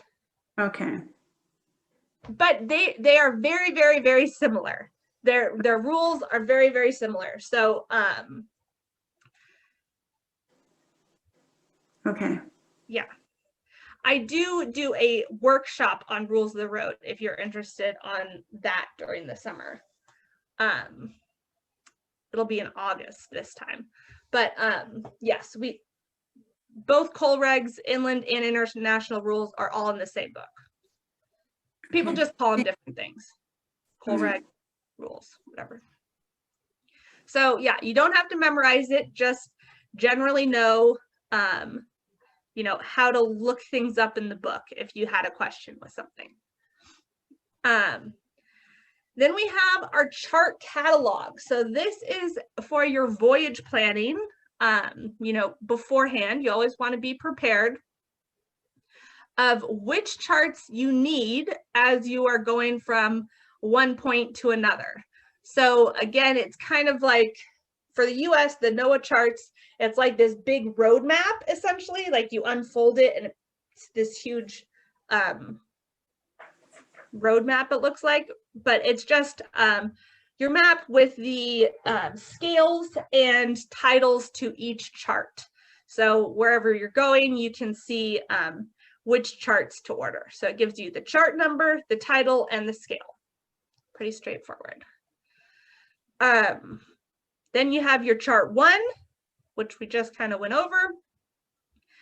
Again, we had, it gives you what of all this information means. In this example here, we have an anchorage. So we have just your standard anchorage in general area, anchorage with a number, named anchorage, deep water, tanker anchorage, only a 24-hour anchorage, dangerous cargo, quarantine, reserved, and it kind of just tells you what you're seeing.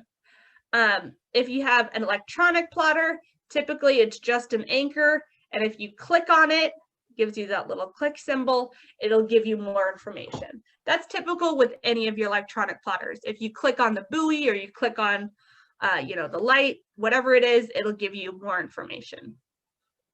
Have a good day, man. Okay. So this is a picture of it on the back of your training chart.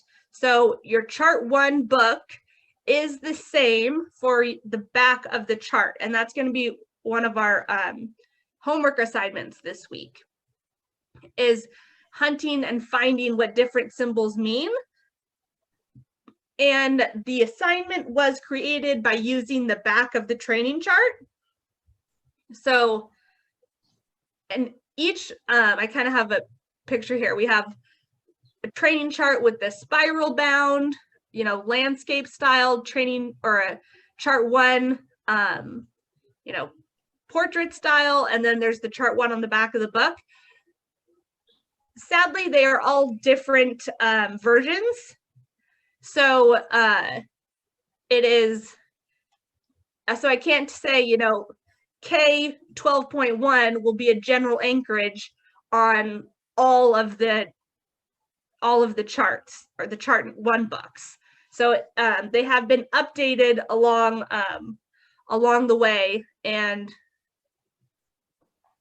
if you're asking, you know, somebody else in the class, oh, where'd you find number 2? Oh, it's, you know, J46 or whatever. It might not be that on whatever book they're using. So keep that in mind. Okay, then we have a light list. Again, this is another nav publication that accompanies the chart.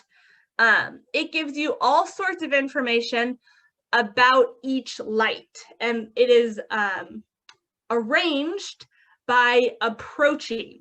So as you are approaching a certain area, you're going to see the Huntington Beach Pier, then you're going to see the Long Beach light, then the Los Angeles light, then the Point Fermin light. As you are, you know, approaching it, it has it, you know, locally here as you are making these approaches. That's how they're arranged. But it does give you the position. So for those of you taking 100-ton Coast Guard tests and you don't know, you know, where the Chesapeake light is in Virginia, you can just look up by the index Chesapeake light and then find it in the light list, and it'll give you the lat and long. So it's super helpful tool in testing, because it gives you the actual position of where that light is. And then it gives you the characteristics, the height, the range. We're going to be talking about that next week. That's visibility, you know, how far you can see it. And then what the light list gives you that doesn't give you on the chart is kind of that extra information. It describes what the structure is like. What, you know, what does that lighthouse look like? Or what is that, what is some extra information that light is doing that isn't printed on the chart? So maybe the Los Angeles light might just say horn, but if you look it up in the book here, the light list, it says, oh, it's 2 blasts every 30 seconds, operates continuously. You know, it gives you just that little bit more information for you. So a great reference tool to have is your light list. If you are operating internationally, you're going to reference the list of lights. So that is your international version of the light list. It's pretty much the same exact format. You have, you know, an ID number, the name of the light, the position, characteristics, height, range, what the structure looks like, and other remarks. You know, same exact layout, but it's going to be international. So this is the list of lights internationally. The light list is US. Okay, then we have the Coast Pilot. The Coast Pilot is a great reference source for both sailing in general and test taking. There's a ton of information on it. It gives you, you know, especially at a place that you haven't been before, if you're going to a new area, it gives you general information, you know, prominent features, general dangers, weather, harbor regulations, tells you, you know, what channels to monitor, might tell you, you know, specific things about, I don't know, anchorages.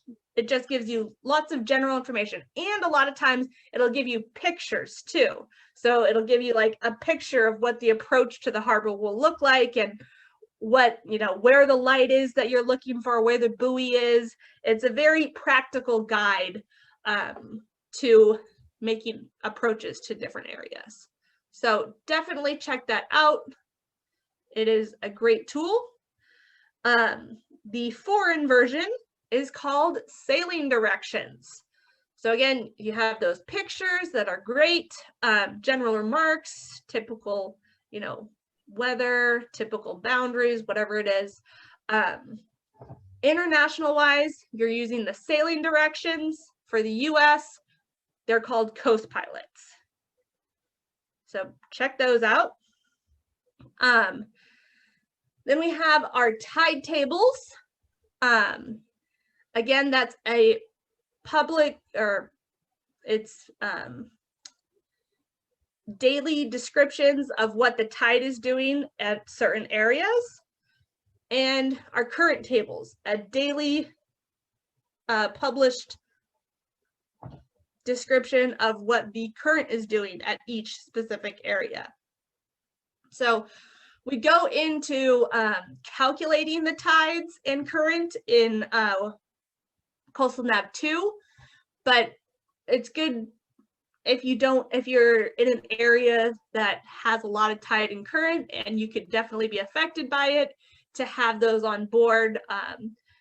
If you don't have internet, most people, you know, have all of these pubs digitally on their iPad or whatever, you know, app on their phone. They're getting their tide and current calculations from. There's lots of apps for that, but it's good to have the book. Good to not trust all the electronics, right? We're doing things by paper in this class. Then we have our almanac. Again, our almanac is for celestial navigation. I'll be teaching celestial navigation starting in August. But yeah, our almanac's for CNAV. Our site reduction tables are a pub, but that is also for celestial navigation. Distance between ports. This is for very generalized voyage planning. If you are going from, you know, LA to, you're planning your trip down to New Zealand or something, you can get very generalized distance between certain ports. This will also usually has very general information, like this certain port has, you know, a deep water, whatchamacallit, a dry dock or a shipyard, or, you know, kind of, there'd be a hospital at this port or not a hospital at this port. It has very generalized information if you are somewhere and you need to figure out where you're going next. Just another pub. Then we have our notice to mariners. I went over that earlier. Here's the link if you wanted to click on it. But again, I'll go to it in a minute.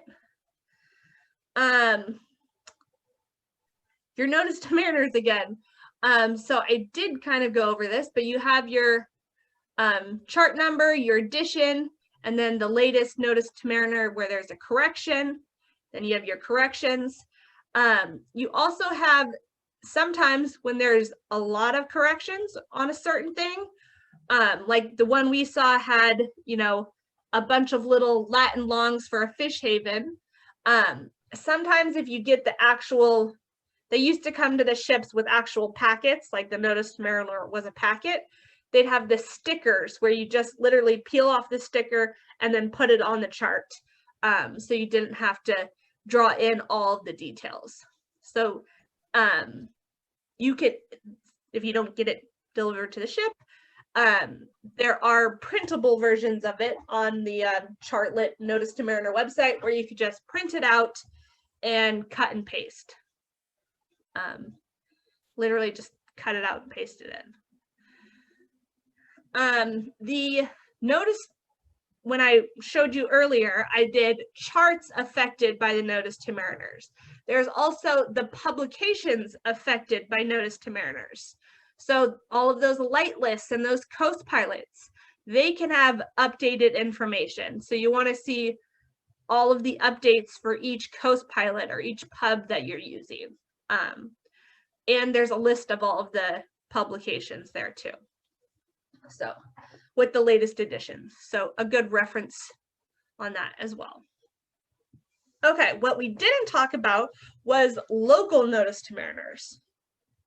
So local notice to mariners, let's see, if I click on this, will you guys be able to see it or not? Are you guys seeing my Safari page or PowerPoint? No, still a PowerPoint. PowerPoint. Okay, let me see.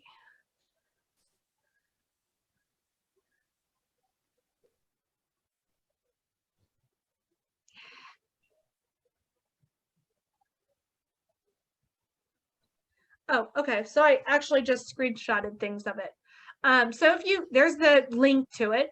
But if you Google local notice to mariners, you'll get the same kind of thing.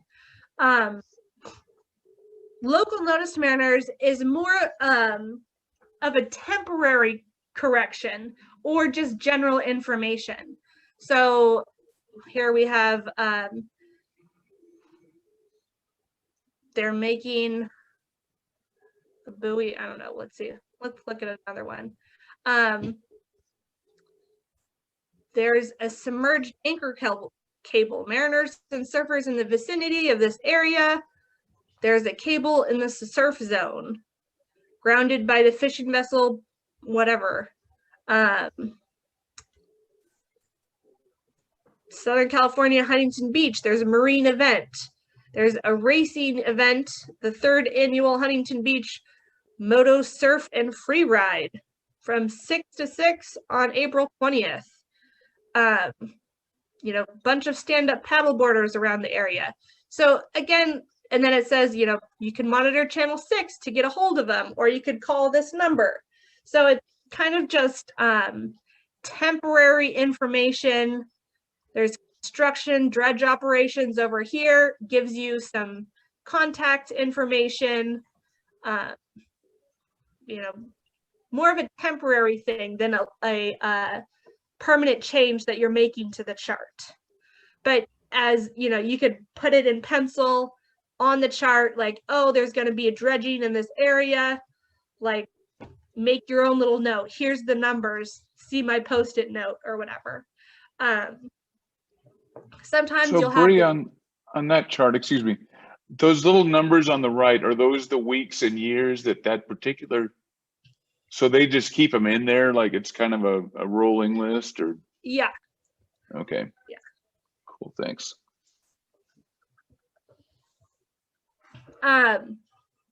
This was a construction project that you're going to have lower vertical clearance in a certain area. They might give you a little picture. So yeah, your local notice to mariners are more temporary changes, not like ink changes that you're going to put on the chart. They're more the temporary ones. Okay, so we got 5 minutes to spare. I think we did pretty good right now. Stop sharing. Okay, let me bring you guys over here. By the way, I found the rule that says for carriage requirements for the rules. Inland Rule 1, Gulf, the operator of each self-propelled vessel 12 meters or more in length shall carry on board and maintain for ready reference a copy of these rules. So 39.4 feet. 12 meters, okay, 40 feet. Yep. So good to have one on board. I think everyone should.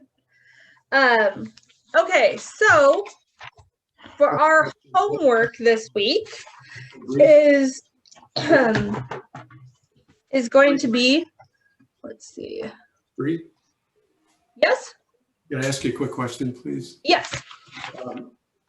Would you explain how the territorial waters work around the coast here in the Gulf of Catalina? I mean, there's a 3-mile restriction, but then there's a territorial waters mark. Yes, and then there's the EEZ. And where are international waters? So past the EEZ, this has been a long time. What is the EEZ? Is it 200 miles? I believe so. The economic zone? Yeah, Yeah, I think that's 200. I think it's 200. That's going to be your international. But the international rules start right at the, I forgot what that's called, the CoLREG's demarcation line. 200 yeah, nautical miles is international. So that's where you get into like the mineral rights and things of international waters. And then you have, yeah, your CoLREG's line, which we talked about with rules. CoLREG's demarc. That's going to have to do with your rules of the road, if you're international or inland. And then you have your 3 nautical mile and your 12 nautical mile. Now, what I'm thinking with these, I want to look it up and have a better, clearer answer for you, but this has to do with trash and pollution, both of them. So what type of fuel are you burning? There are so many fuel regulations approaching Long Beach and LA. You have to be burning your clean fuel at a slower speed. I think it's at 12 miles or maybe it's 24 miles. I have to look that up. I will have a better answer for you next time. And then, you know, what type of trash can you throw overboard? Which most areas have a zero trash policy now, but some areas, it kind of depends on, I don't know, local politics, I guess I'll say, is you can do paper products at 12 miles, and you can pump your, you know, sewage or your treated sewage or untreated sewage. Yeah, no, I get that. I was trying to figure out what a territorial sea meant. You know, it says C note X on these charts, and you can see territorial sea mark, just like you can see the 3 mile marks. And then there's kind of a squiggly line that cuts through both of the shipping lanes. It's a magenta line. I was wondering what that is. It like that? Just like a squiggle? That's going to be an underwater cable. Okay, so that's just the cable. Okay. I'll have a better answer for you on territorial sea. What comes to mind is that, you know, the trash and pollution regulations. But I'll have a better answer for you next week. For our homework, assignment 1 is going to be intro into the charts. I don't have a video tutorial of this because I pretty much went over it step by step in class, but definitely bring out the chart and review the chart and try to find each little thing sometime this week, and even try to look at it on the other chart as well to just kind of familiarize yourself. So that's assignment number 1. Assignment number 2 is a chart symbol hunt. So you're using your chart number 1. So either the back of the training chart, or if you have an actual physical chart 1, or the digital chart 1, which is linked on the Google Classroom, to find what each of these symbols mean. And we have our answers to it. Again, this isn't graded or anything. So feel free to, you know, use the answers as a guide if you want. Try to find them yourself. If you guys have any questions about anything, feel free to email me, and email me my, I guess it's my personal, my Gmail, Bree Bennett. I'll put it in the notes here. Bennett2@gmail.com. And we can set up another Zoom if you want to do it during the week. I also come on at 5:30 each time.